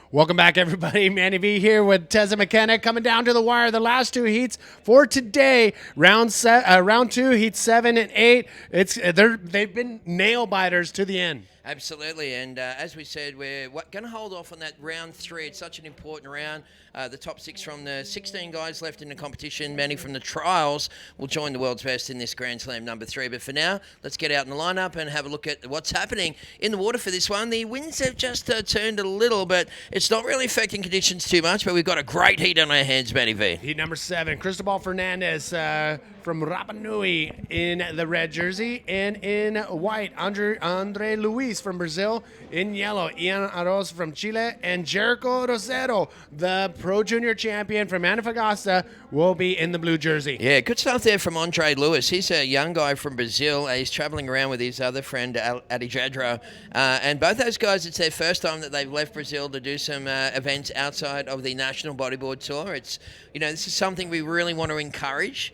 It's not all about the results all the time, Manny V. There's a lot more to the APB World Bodyboard Tour than just, simply winning contests. I mean, there's all the stuff that you can do around the contests. For me, some of the free surfs that these guys have in the morning and the afternoons, almost more beneficial than the time that they spend with the Lycra on. And then they're making new friends, they're surfing new waves, having some great adventures while they're young, before they get tied up with paying off houses and having kids later in life. And that's the thing. And whenever I see the riders that get knocked out of the event, like Hugo Menendez, the Costa Rican kid, I'm like, look, the event is over, but your trip isn't over. Yeah. Find a photographer, find a videographer. There's waves around here. Go get some photos before you go Danny home. Castro. Is that the one? There's 2 of them. Oh, there is. Yeah. Okay. Hugo Cool. Menendez is the other one, and he was, he was bummed, obviously, but and you go out, you take advantage of the place where you're at. Up and riding. First wave for Andre Luis, in and out. So it looks like Ian already has a 2.75 on the score. Again, 25-minute heats. Top 2 waves are scored. 2 riders advance on into round number 3. That's right. So we're here in ARICA. It's an oasis in the Atacama Desert. Of course, it's been inhabited since at least 6000 BC, well before the lure of the golden sands and the miles of seashores and all that duty-free shopping, of course. And it's got some pretty lively nightlife as well, helped to transform into a popular seaside resort. You know, we saw in the one of the ads there, Manny, for the tourist department, that they're really sort of pitching this thing as the kind of the Miami of Chile. And you know what? I'm buying in So because am we've only been here during their winter. I can only imagine what their fall, spring, and summer is like. If it's this nice during the winter, it's probably incredible to be here during those seasons as well. Yeah, we're only 20 kilometers or about 12 and a half miles from the Peruvian border. And, of course, ARICA has been a trade city for centuries. People used to bring the spices and the silks and do all the trades back in the day. And it's only been developed more recently as a surf city when groups of Peruvian and southern Chilean surfers and bodyboarders discovered the potential way back in the 1970s. Of course, back then they couldn't ride half the waves because, you know, the equipment wasn't good enough, basically. Neither was the skill levels. But these days, of course, now it's really established itself as the Chilean pipeline, this wave here at El Gringo or Flopos, whichever way you look at it. You have a perfect point, A-frame here. Up and riding. Jericho Rosario with a ramp. Look at that big invert. Can he pull that off? His brother Steven Rosario is tuning in from the Galapagos Islands, and he cannot pull it off. But look at the frustration right there. He's going to head back out. That is the young kid who just won the Pro Juniors. He really, really wants to make it into the main event here. Okay, so it looks like Ian up and Ian the Ross is just getting a little one there. Again, these guys here, just all the trialists today. They're just all the people with stars in their eyes, wanting to, get a career out of pro bodyboarding. And we've really uncovered some super talent right throughout South America and Chile. And, of course, right here at Chile these days, Manny, as I like to refer to it, as the new epicenter of bodyboarding. It's looked like right here. I don't think the sport's in any better shape in any other region of the world than right here in Chile. And they're pumping out some incredible riders. I mean, we know Alan Munoz. We know the likes of Joshua Toledo and Nelson Flores. And look at that. Yes, Tessa. Yeah, that was unreal. That's a great cut. Can we go back to the drone view when we get a chance? Well, of course, we don't want to swap that for a wave. Let's just see if someone gets one here. Can we go back to the drone, please, Pancho? Here's a replay, actually. We're just going to have a quick look at this one. It's only a little inside wave. So we're just making sure that everyone... Oh, a little backdoor barrel, and unfortunately he's going to get clamped on that thing as well. But, yeah, the drone view here gives you a very good an overview of the X-Island Alacran. And it's being totally reconstructed by the government. They're spending millions and millions of dollars on this, Manny. And what they're going to do is actually have some concrete grandstands here in the future. So we'll put the scaffolding up and all the people will be able to come and watch the contest and sit in the bleachers, as we like to say. It's a perfect place to do that. Check it out, Tessa. We do have the winner of the last heat with Yo-Yo ready to go. Yo-Yo, where you at, brother? Here I am with the winner of the last heat, Moises. One of the Chilean prodigies, from ARICA, 16 years old, is one of the twins. Aquí estamos con uno de los gemelos fantásticos, ¿no? Están acá haciendo las todas en el norte de Atacama, muchachos, acá en especial ahora en casa. Cuéntanos cómo fue esa victoria, ¿no? Se la están llevando muy fácil los hermanos acá, ¿no? No es así, pero aún así muy feliz de poder haber avanzado. Las condiciones están más complicadas, la ola está movida para todos lados, pero menos mal ya bajó la marea y se chupaba mejor la ola y pude terciarme 2 izquierdas buenas que me ayudaron a pasar mi hit. This is one of the fantastic twins, from ARICA, the new generation of bodyboarders. They are very happy, they feel like really cool at home. Mi brother, ¿cómo se ve para el siguiente round? ¿Estás listo ya para empezar ya a entrar con los cabezas de serie, con la gente de más ranking? Me siento emocionado, la ola viene muy buena y los riders son increíbles, con un nivel increíble y espero poder dar lo mejor de mí y estar a la altura de ellos. He's very ready to go into the big guys, This is the old impressions from Moises. Moises, ¿algo más que quisieras decir? Saludar y agradecer a la gente que me apoya, a Pedro Zagardia, al Colegio Miramar, a mi familia, a mis amigos que me vienen a ver y bueno, espero poder seguir representando. This is all the action from the beach. I'm back to you, Manny and Tessa. See you, boys. All right, congratulations to one of the Silva boys, Moises Silva, advancing on into round number 3. Again, the texture is coming on here in the early afternoon in Flopos, the Isla Alacran. But, man, the conditions, they look like they're going to be on tap for the coming days. Yeah, so you can see the swell has actually dropped a little bit. It peaked this morning, and then it's sort of dropping off throughout the afternoon. It comes up tomorrow, Saturday, of course, tomorrow here in Chile. Comes up around the 2 to maybe 3.1 metre mark. We're going to have some pretty sizey sets coming through tomorrow. Then on Sunday, bumps right up to 3.6 metres, man. It's going to be like, I don't know, 10 to 12 with some bigger sets. Oh, my. Yeah, then on Monday, back to about 3 metres or 2.9. And then it bumps up again on Tuesday and Wednesday, going to from 3.3 to 2.8 metres. This is an incredible forecast. We don't really worry too much about the wind here because the wind is the same every day. But the swell is we have a perfect forecast. So, mate, if I'm looking at that right, I'm thinking that we might even be able to wrap this contest by next Wednesday. Wow, if that happens, then that means that we scored here at Flopos. Here's a look at Jericho Rosero's last wave. Getting a little bit out of rhythm right now. Jericho coming from a win in Antofagasta in the Pro Juniors division. Can he carry that through? He needs to get through one more round and perform very well in round number 3. Here we go. Ian Aros. Okay, Ian, have a look at this. Oh, gee, that right-hander. So the right-hander at the moment is offering some better options, probably. It's a, the real deal, of course, is the left-hander. He's a bit of a wave also for Cristobal Fernandez, just banging that one off for the Rapa Nui local. But meanwhile, as I said, the symmetry balancing right holds the big southwest swells and it throws wide before triangulating the wall into deeper water that has a far safer paddle back through the channel to the peak. Whereas the left-hander, you go into the death zone, man.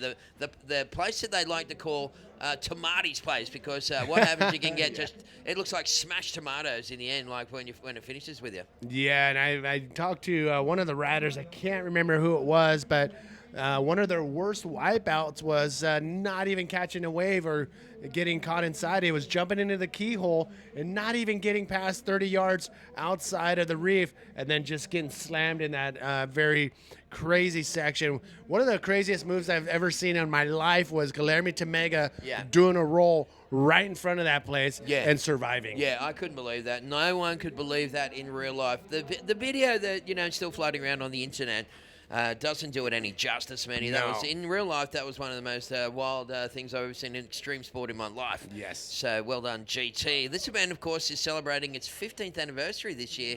It's been around for a long time. It's been on the tour for quite a while. Not all of those years it's been on the tour. Back in 2004, it was a classic final between Ryan Hardy and Jeff Hubbard. And it was Ryan Hardy that actually won the first one. I think the next year, Jeff won it over Cesar Bauer from Peru, got second. So he's not just a great, drop near rider. He's also comprone as well. In 2006, Jeff Hubbard beat GT in the final. 2007, it was BP taking down Manuel Centeno. Remember Manuel, the classic Portuguese beast of a competitor. And I'm going to come back to some of these results because it's nice to talk about the history. We have a split peak. Jericho on the left. There's the wave he wanted. An ARS lands on top of the wave, but a clean, smooth landing.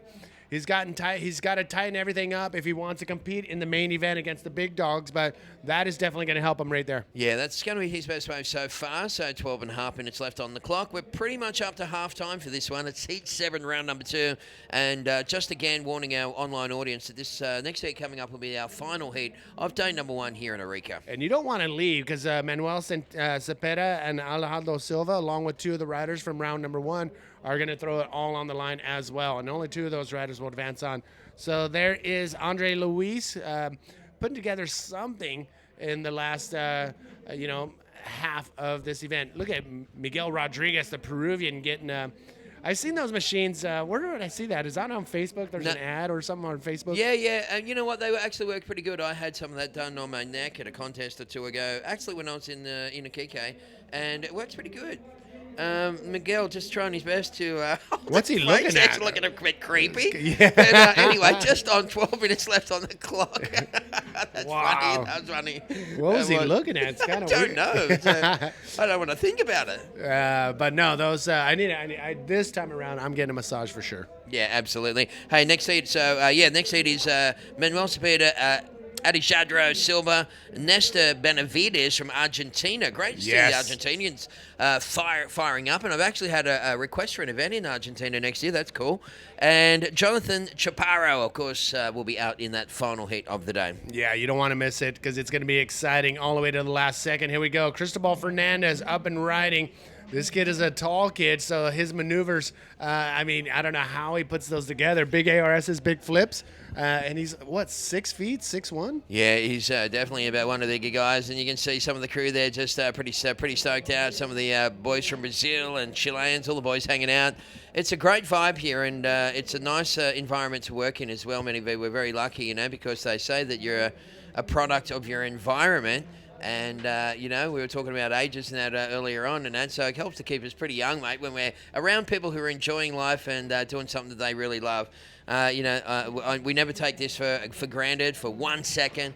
Manny and I talk about it all the time and just say that, the gratitude is a huge part of our existence. So thanks again, everyone. We really appreciate your support as we see. This is Cristobal Fernandez, again, from Rapa Nui, Easter Island. What an interesting history that place has, Manny. It was the first place in the world where the community actually created the first ever genocide by cutting down every single tree on the island so they could roll all the idols, the big statues around the island. And then in the end, they didn't have any food to eat and there was no shelter, and virtually everyone on the island passed away. So it's a really interesting history. I remember that from the history lessons back in Australia. Yeah, crazy. What they don't know, what they're realizing at the moment. Here's another look at what happened on that inside. As you can see, Jericho just trying to make something happen right now under priority. Quick little error right there. It's not going to be a big score, but live action right here. Ian, a roll through the lip, spin onto the channel, and he's going to force that right there. That's the bodyboarding we don't want to see, and especially in that zone right there. Get out of there. That's Tamati's place. That's it. That's the spot that we were talking about. So he went past the channel on to the other side. Oh, my That's God. where you don't want to be, and this is a nice way for Andre Lewis dropping into this one. And again, the boy from Brazil. Wow, these kids really got some skills. As I said, first time for Andre leaving, the national tour that they have in Brazil, which is a very strong tour. So Jericho Rosero in the lead at the moment, of course, from Galapagos. How some of these nations that are pumping out the kids, man, it's very encouraging. No, I love it. And I know they have, some of them had the backing from, their local government to help keep promoting the tourism from the islands they do come from. So it's pretty cool that they're able to pull this off. Cristobal Fernandez up and riding. Look at this thing. Okay, well, he needs something special, and that's more like, yes. How did he do that? Wow, he just had to tweak his body big time to be able to ride out of that one. But that was pretty spectacular stuff. I got a feeling that might be the best way for the heat so far. What do you think, Manny B? It's going to be right up there. It's going to be in the 4s, maybe 5s. But, it was not the cleanest landing, but to pull that off in the position he was in, pretty crazy. Yeah, Ian, of course, in the previous wave where he got that barrel and rolled out of it, I always just think rolling out of the barrel is just such a great combination of major maneuvers, because the barrel is like a major move in itself, and then when you roll out of it, it's like it can't be any more critical. Because, the scoring criteria says to do these maneuvers in the critical part of the wave. If you're in the tube and you're doing the maneuver, then it doesn't get much more critical than that. You're right. And look at that, a 5.05. Look at this backflip he pulls off. He hits it perfectly and everything. The landing, it was on top of the fake, but how flexible do you have to be to pull that around? Wow, just these legs just flying around there madly. That was radical stuff. So Cristobal Fernandez into the lead with a 5.05. Now looking to upgrade to 3.0, second best score. Ian Aros goes down into second. He only needs a 281 to go back to the lead. Andre Lewis, well, he only requires a 3.28, and Jericho Rosero hunting a 4.01. I got an email from Jericho's mum last night, I think it was, asking for a letter of invitation for Jericho to come to Australia to surf in the Pro Junior event. And I was like, well, he's already won a Pro Junior, so he's got a seat in the Centrum. And she's like, we won't care. We just want to come down there, basically. Nice. Yeah, so but he's coming down. He may as well surf in the main event while he's there as well. I think you should just get him invitations to all the events. Here we go, up and riding. Andre Luis coming around the section and finds a section for an ARS. Will pull it around. His maneuvers are tight. I mean, he's got that. We see it on a few riders where they're able to have these maneuvers really tight and compact and regain that rail and ride it out. Yeah, that's a real hallmark of the Brazilians as well. They're very snappy when it comes to that stuff. So here's the replay of this one, and you can see this is, of course, Andre Luis. That's him. Andre Luis is the man. Sometimes when you've got more than two names, Stacks will give you like a little acronym to work with. So out in the water, 6 minutes remaining, ladies and gentlemen. In round number 2, Heat 7, coming down to the wire for today's action. Again, to have these the last round go out in better conditions was the call made. So we're gonna do the last round tomorrow morning. But I guarantee you, there's gonna be 20 to 30 people at the last horn, at the last heat of the day, because it's still pretty good. But we want the best for the trials. Yeah, you betcha. And we're stoked to have our big online audience interacting with us throughout the day. We're very happy about that. Just coming down to just over 5 minutes remaining. So here's a little wave here. Who's got priority? It's Jericho Rosero in the blue singlet. Ooh, you want to watch out. That's almost a motion for a wave. You don't have to do too much to lose the priority. And you can see yellow, the Ian Aros. He's been around on the tour. He's like, hey, take the priority from that kid, would you? You had to go with that wave. Wow. And yes, he did lose the priority. I thought I got a pretty sharp eye for that stuff. And Cristobal Fernandez, whoa, that is big move in it. Big move there from Cristobal. That's going to move him further and further away from Ian, Andre, and Jericho. So that is the Cristobal Fernandez that we know. And it is tough conditions right now. If the sets aren't rolling in, they got to do something on the medium-sized waves. Okay, so Ian Aros has moved down into second spot. Prior to that was chasing a 281. But let's see what the score is. This will be the best wave of the heat by far. This will probably up around the high sixes maybe. Let's just wait and see when the judges' score comes through. I'll be interested to see what their interpretation of that maneuver was. But these kids are just doing stuff that there it is. It's a 7.25. So take a risk, get a reward. It's pretty simple. Yeah, and you can do a lot of big moves in these conditions here at Flopos. Here's that look again. Perfect backflip, lands mid-face, and is able to pull that around. And again, I go down on my break and I'll sit and watch and. The waves, there's some size behind these waves. Yeah, absolutely. The cameras are elevated. They're actually up where the judges are. So they're, a long way from the water level, maybe 20 feet above water level. So when you're looking down on it, as we all know, it always makes it look smaller. So 4 minutes on the clock. I'm going to go back to finishing the previous champion list. Mike Stewart beat Dave Hubbard in 2009. Winnie won against Amori in 2010. Galami beat Winnie in 2011. Ooh. Winnie beat GT in 2012. How was this for a stoush? Ben Player beat Winchester in 2013. Amori beat PLC in 2014. Jared Houston beat Amori in 2016. And Pierre beat Roberto Bruno, Alan Munoz, and Ian Campbell when it was in 2017. And, of course, last year was Tanner McDaniel. Historic win over PLC. Yes, incredible lineup of winners, past winners here at the ARICA event. But Ian Aros with a nice wave right there. That may even, you know what? That's not going to change the situation, but that will help him get further away from Andre and Jericho. Now, Andre, 4.36. Jericho, 5.11 is what they need from their next wave to get into that advancing position. 3 minutes remaining, Tezza. This is where it gets crazy. Oh, yeah, you betcha. So great to have the gang at Bodyboard. They're avid watchers of the webcast, saying that it'd be still good to... I'm not too sure what that's about. I'll have to read back through the previous comments, fellas. But, yeah... Oh, okay, he's just having a conversation with another guy online. It's funny how sometimes they're not just talking to us, Mandy, they're talking within the group as well.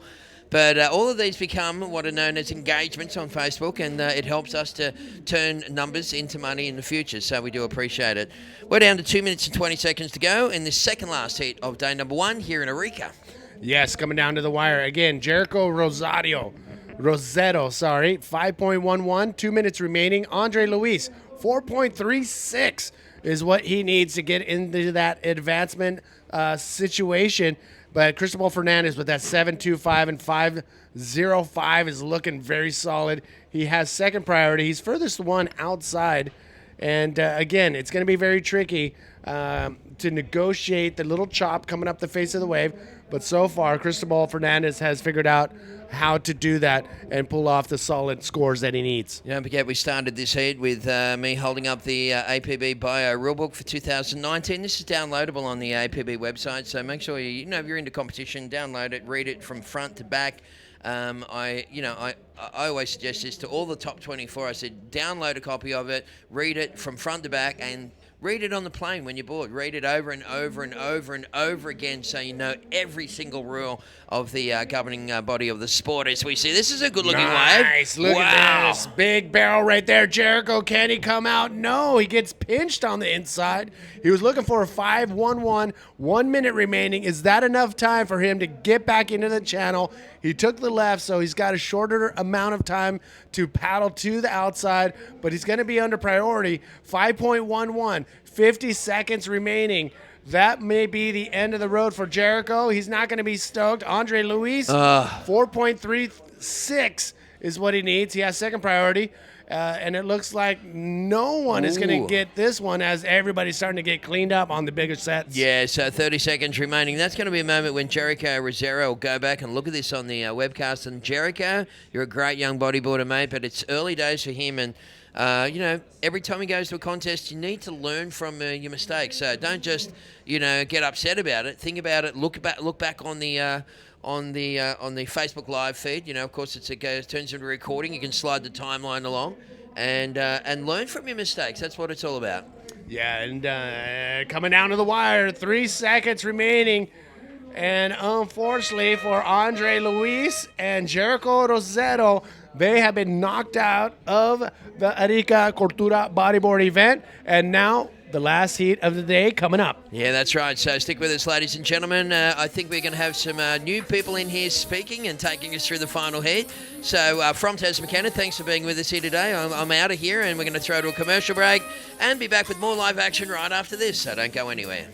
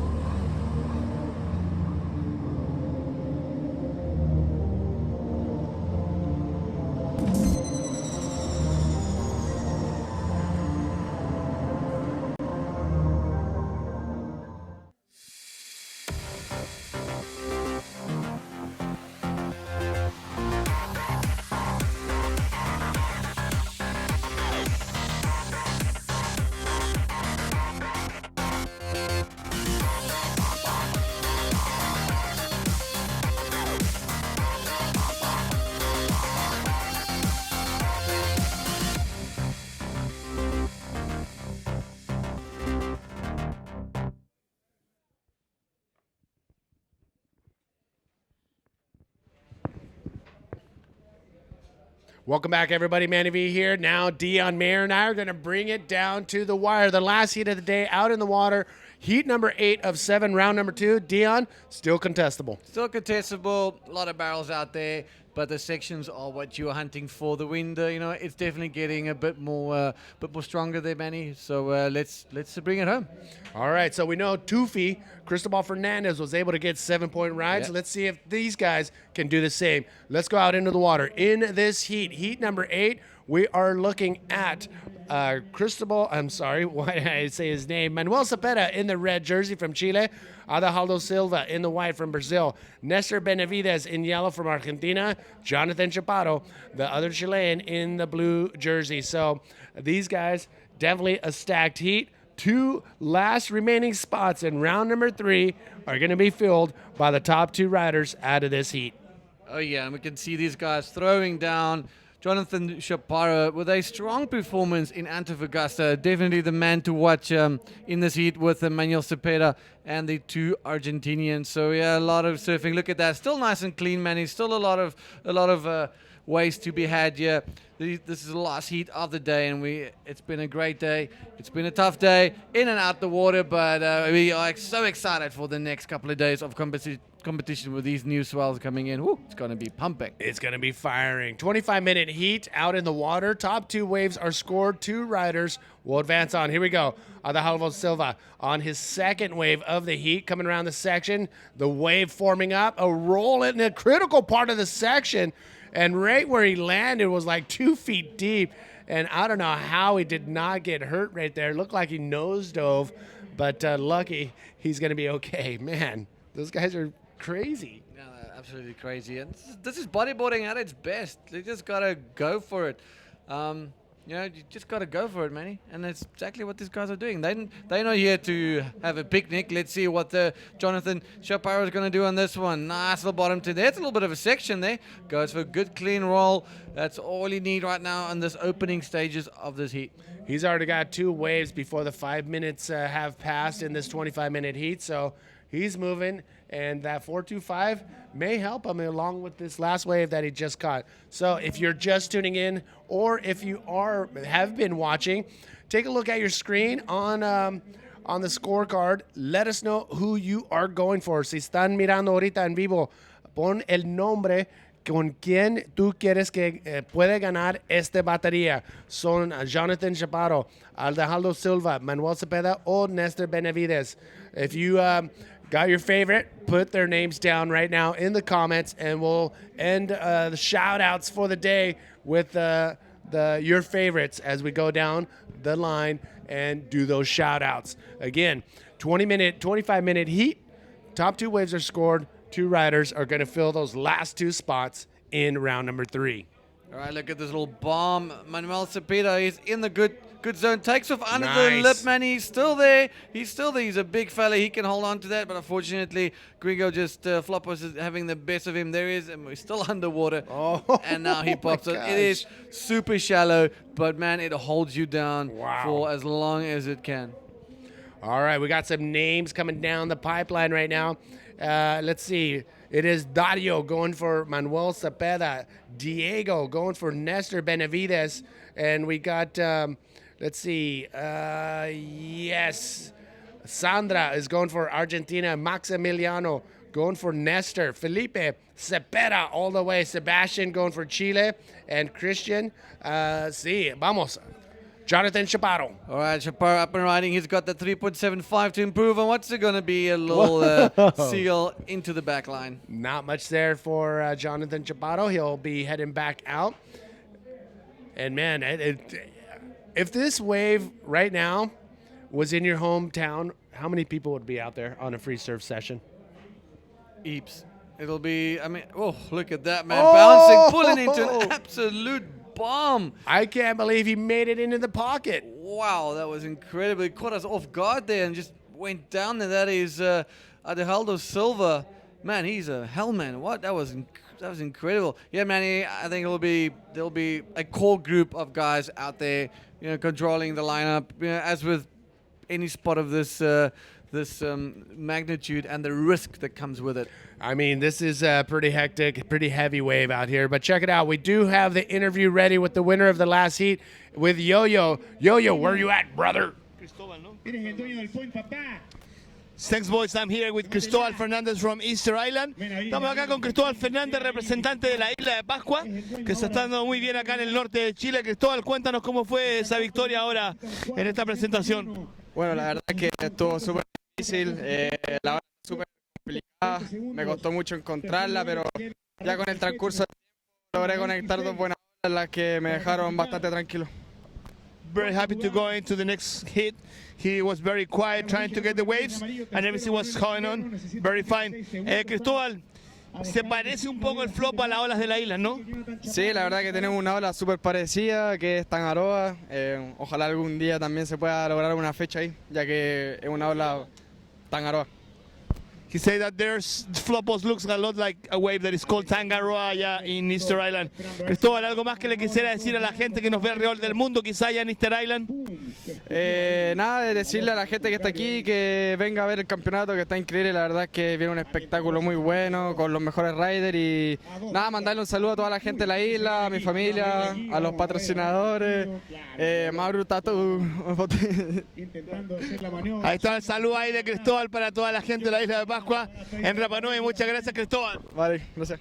I'm back in the booth with you guys.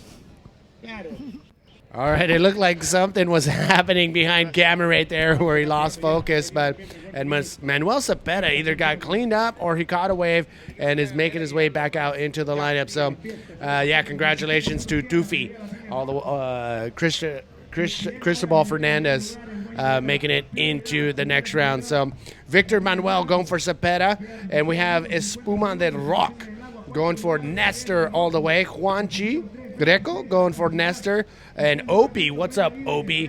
Fellow California bodyboarder going for Nestor. Chaparro, we got Vladimir tuning in from La Paz, Baja California. What? That's on the side of Baja that has no waves, so I'm sure he gets in the car and hunts down some waves for sure. So, ladies and gentlemen, coming down to the last 16 minutes of the day, let's bring it home. Ladies and gentlemen, Jonathan Chaparro in first place and Alejandro Silva in second place. Here's another look at that last wave right there for a very chunky landing right there from Jonathan Chaparro. And this was Nestor's last wave, invert in off the back of the wave. So a couple waves exchanged during the interview. Manuel Cepeda. All right, Cepeda, finally a good-looking wave. Can he punch through that with a power roll, Manny? That's a lot of speed through the lip. I mean, that wave, he was very late through that lip, so good power surfing from Manuel Cepeda. He definitely needed that. He's on that 15-minute mark, so that score's going to help him a lot. He only needs 3.26, and there he goes, bang into the second position. The judges awarding him for that power surfing. Yeah, it was pretty awesome how he had enough speed to punch through the lip and get some projection up and out. That was pretty solid. Lead Hartson, Chris Hodges, unfortunately got knocked out earlier today, but it was great to see a fellow mainlander out in the lineup. I want to see more of that, so get the word out. Frank, saludos desde Peru, gracias hermano. And desde Quintero, Maori Board saying what's up. And Abraham tuning in from the Canary Islands. So everybody from all around the world, thank you so much for hanging out with us today. This is the last heat of the day, and tomorrow with some high flying action with some big waves coming through, and Sunday peaking. Jeff Hubbard calling it one up.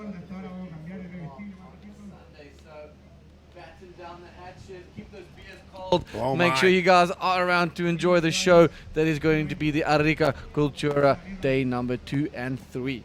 Yes, this wave never lets us down, and it's showing today. This is the trials. This is apparently one of the smallest days of the entire event, so it's going to be very fun to watch what's going to unfold here. Manuel Cepeda, a ton of speed, and a big backflip. This guy is 6 feet tall, and that right there tells you how big that wave is. Easily 4 or 5 foot wave for him to get launched like that. So Cepeda looking back to make sure he's paddling out in the right zone. Incredible riding, a lot of speed, bangs it back, Nice. tweaks it, throws his head back, looks at his landing, and bang, he lands it perfectly well. Manny, I reckon that's going to put him straight into the first position. But Jonathan Chaparro, he's also in good form right now, coming down the line. There it is, hooks a nice little roll, and maybe a second one, kicks out. Not much there right there, but a nice roll for Jonathan Chaparro. But Cepeda, that is definitely going to probably jump him, put him into that first place spot. And the Chilean's going to get a cheer from the people in on the beach for being one of the locals here. He comes to us from Antofagasta, actually the Coloso side, which is way down the beach. And he has a bodyboarding school down there. And it's great to see a representative from Antofagasta here at this event. Yes, and charging exceptionally hard. You can see by the 6.5 and 4.75. Here we go. Ariel Silva on a good-looking wave, man. He's got a lot of speed. Can he get that reverse section coming up? And he did get the section, but just kicking out. We saw Sasha Damjanic using his local knowledge and sending those reverses on those oncoming sections. What do you think he didn't want to go for it? I mean, he had the opportunity. Yeah, he had everything going for him. He had the speed, he had the section coming out. Maybe again, some people prefer the right-handers. Some people, maybe his reverse isn't all that best on the left. Or, alternatively, he probably saw something that we did not see. Yeah, you're right. And if he was going to go for that maneuver, there's a lot of water moving right there. He would have ended up on the dry reefs for sure if he went for a big aerial maneuver at that section on the left. We are at the halfway mark of this heat. Right now, Manuel Cepeda with that 6.5 for that ginormous backflip is keeping him situated in that first place position. Jonathan Chaparro looking solid, but again, low scores from second place down, so situation definitely will be changing before the end of this heat.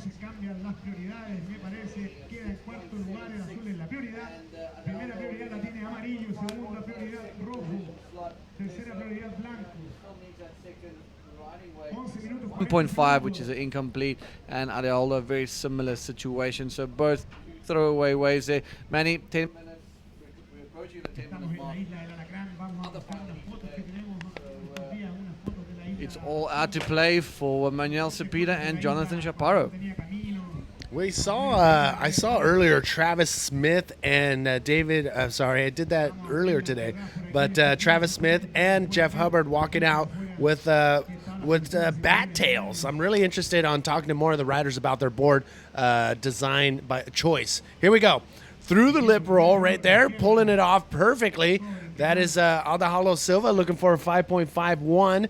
That's going to be pretty close, but I'll tell you right now, that will be his best wave of the heat. Here it is. Yes, let's look at that again. Good little roll through the lip. Gets it straight into the face, and he would definitely be improving his score. But is that enough for that second position? Needing a 5.5. Well, let's wait and see what you guys can do. You can scroll down into your Stacked app where you can follow real time and see exactly what scores the judges are dropping for each and every rider.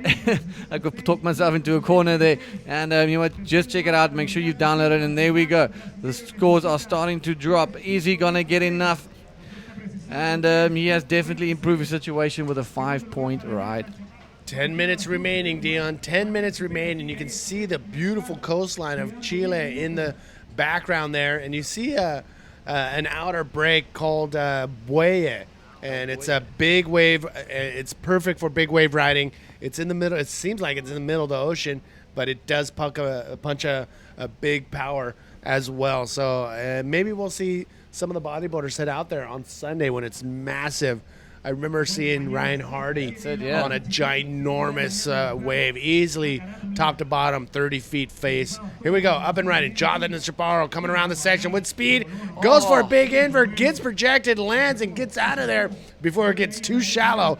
That was solid. On the right, Adaldo Silva. All right, Adaldo Silva, he needed a bit more than that, but what a great invert. So much projection off of that. And as you guys can see in the background, there's a white stains on the mountains there. That is not snow, that is guano. Look at that beautiful invert, just ejecting as he landed it, and a clever move, just trying to avoid that reef that is exceptionally sharp. Yeah, the judges are dropping their scores right now, but man, Cepeda with that 6.5 is holding steady right now. Chaparro with a solid run on that on his last wave. Definitely may pull away a little further from the rest of the crew in this heat. 8 minutes remaining in this heat. Shout out again to the drone pilots for bringing us some incredible footage, live footage from Flopos. And there it is. Jonathan Chaparro's 6-point ride puts him into that second place position. Adaldo Silva now 5.26 needed to get into that advancement spot. Nestor Benavides needs an 8.76. Nestor, what's happening? It's time to wake up. Yeah, he's been holding on to that priority forever, Manny. This whole heat, he's been just sitting there, and all these other guys getting these scores under the priority. So Nestor, I don't know. He seems completely out of rhythm here. He only rode one wave in the past almost 20 minutes. Yeah, that's not a good sign because that's going to start chipping away at his mental game. If he's not careful, he's going to probably keep on waiting as time winds down, and he's not going to get those 2 scores he needs. 8.76. I haven't seen anything bigger than a 7.5, so to be able to pull that off with one wave, not impossible, but tough. And now he's in a weird position where he has to get 2 new waves possibly to even be in contention. Yeah, and time is running out. There's 7 minutes to go. Manny, yes, he's got a lot of work to do. But you know what? We've seen it before. We've seen it in Antofagasta. Guys coming from the tail lane and just 4th position and then winning those heats. But with these type of conditions and the amount of waves coming through, ladies and gentlemen, it will be quite a challenge. Here we go. Aldo Silva. Now he needs to improve on the 5.26. Can he get it? A roll at the top. Comes back down his face. He needs that second maneuver. Unfortunately, not enough for Adaldo. Wow. So Cepeda and Jonathan Chaparro, the 2 Chileans, are holding steady against the Brazilian and the Argentinian. Time is winding down. Nestor, he can do it. If he can come out firing with a 5 and a 4, he can get right into that advancement spot. But, I mean, the door's wide open for Jonathan Chaparro to pull away, but nope, cannot get into that. And Pohaku tuning in and asking, is this the trials? Yes, we are coming down to round number 2, heat number 8, the last heat of round number 2. Tomorrow morning, we're going to start off bright and early, 7:30 local time.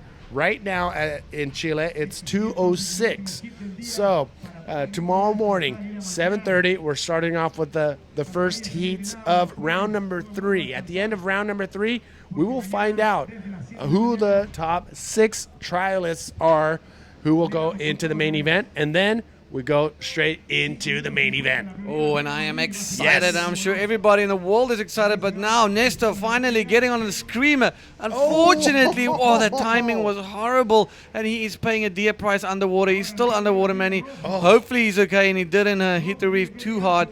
And we heard Josh saying earlier that no matter what move you do or wherever, you are going to touch the reef, whether you going on the right-hander, somewhere it's lurking there and it's just waiting for you. Now, lower the tide, the higher the risk.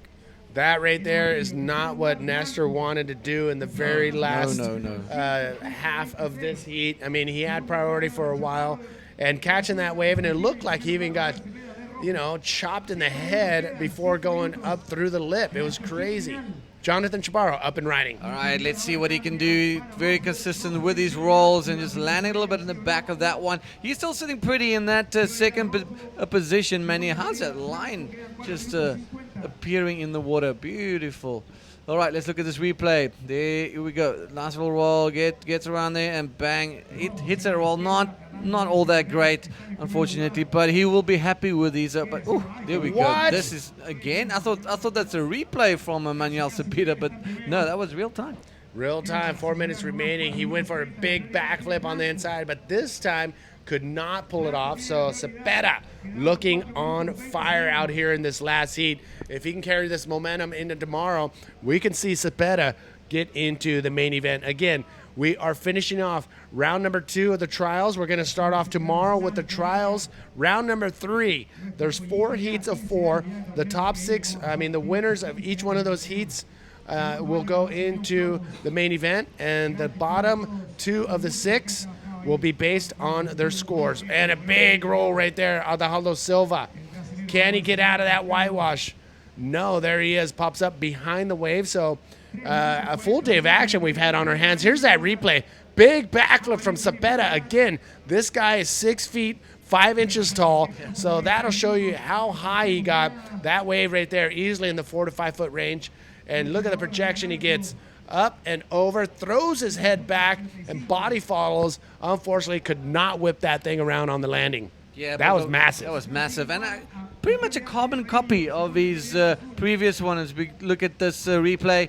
And I think that's a roll that he didn't get.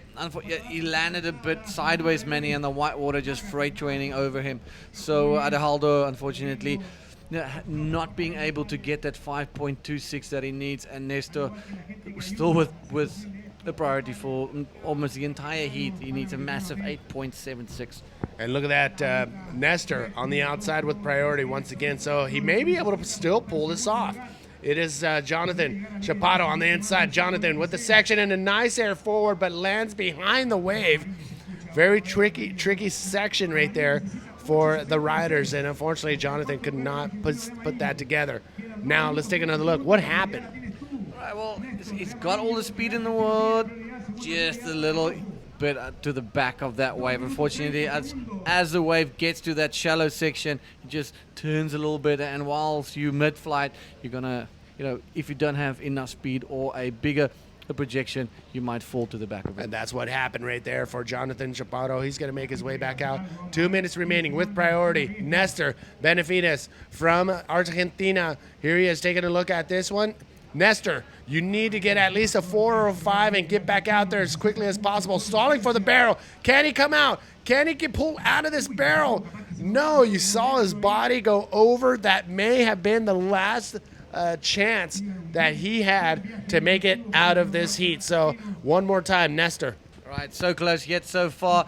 Drops his legs, gets nicely under the butt. It's just pinching right at the end there, and that's why he didn't make it through, Manny. Everything was falling into place for him, but unfortunately that end section just pinching. Yeah, there was not much there for him to pull it off. And again, he didn't have the speed to come out of there. And the conditions are firing. I mean, if this wave was in San Diego, there'd be at least 50 to 60 people out on the water, split peak. Look at this, down the beach. Alejandro Silva on the right, taking a look at this one. Alejandro, a 5.26. 1 minute remaining. 5.26 is what he needs. The Brazilian coming in the inside, and no, that is possibly his last chance to make it out of this heat. So, wow, Cepeda and Chaparro, the two Chileans, showing the local knowledge how it's done. Oh yeah, they're controlling this heat from the start, with Manuel Cepeda and Jonathan both posting solid scores of a 6.5, a 4.75, a 6, and a 4.25. So very similar points there. We've seen that explosive backflips from Manuel Cepeda and that consistent rolls from Jonathan Chaparro. All right, Manny, here we go. Manuel Cepeda, there is 27 seconds to go. All right, Cepeda coming around that section, finds the barrel. This one he will come out of, finds a section. This is the cherry on top. That is a victory lap right there for Cepeda in the last 20 seconds. That's all she wrote. Here we go. Nice. Look at this line. He gets in there. Perfect line. High line as well. Avoids the pinch and just finishes off with a nice little roll. All right, coming down to the last few seconds. Nestor, no. He pulls back on that inside closeout, but here's a beautiful look. Look at the backdrop. That is El Moro de ARICA. That is setting the backdrop here. Don't go anywhere, ladies and gentlemen. We're going to have an interview, and we're going to sign off before we close the transmission today. Don't go anywhere.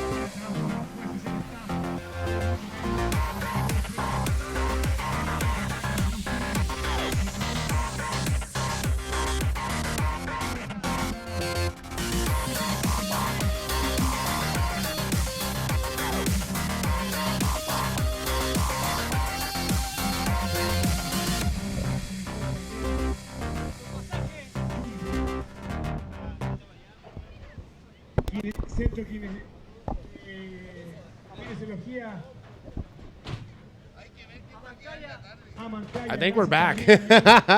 I'm looking down at the scores and the Facebook Live. Yes, Manny V here and Dion Mayer. Another full day of action we just had on our hands here. The first day of the ARICA CULTURA bodyboard event. And your favorite your favorite wave today? Well, man, it was a lot of good waves. I enjoyed Manuel Cepeda's heat. I think he threw it down.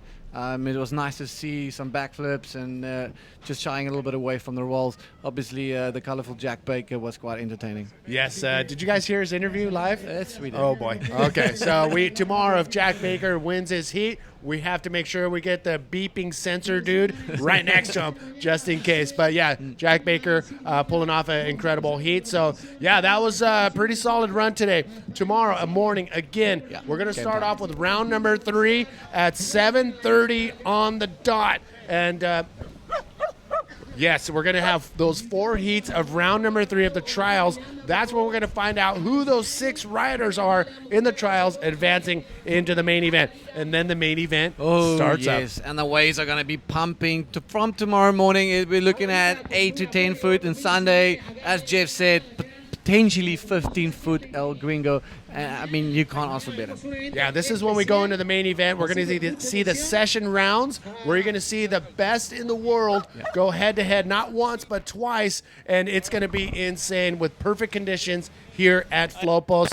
I can't wait. I mean, we're going to see some serious action go down tomorrow morning. So if you are one of those very organized types, put it in your calendar. It's 2:16 right now. 7:30 tomorrow morning is when that's going to go down. Yeah, so there's a lot of action to come. Of these next couple of days, Manny, we're going to see potentially some of the higher scoring rides, and I reckon we need to give this one a new little golden love because we're going to see some 10s flying around. All right, sounds good. Well, the Golden Boom is getting a little oxidized right there, so we'll make sure that's ready because I think you're right. I think we will see some 10-point rides tomorrow. So on behalf of everybody, before we go down to the interview with Yo-Yo and Cepeda, big shout out to Factor 15, the judges upstairs, the whole behind the crew staff here that have been working around the clock to get this thing set up. And so thank you all, the viewers, most importantly, for coming in and joining us in the live studio.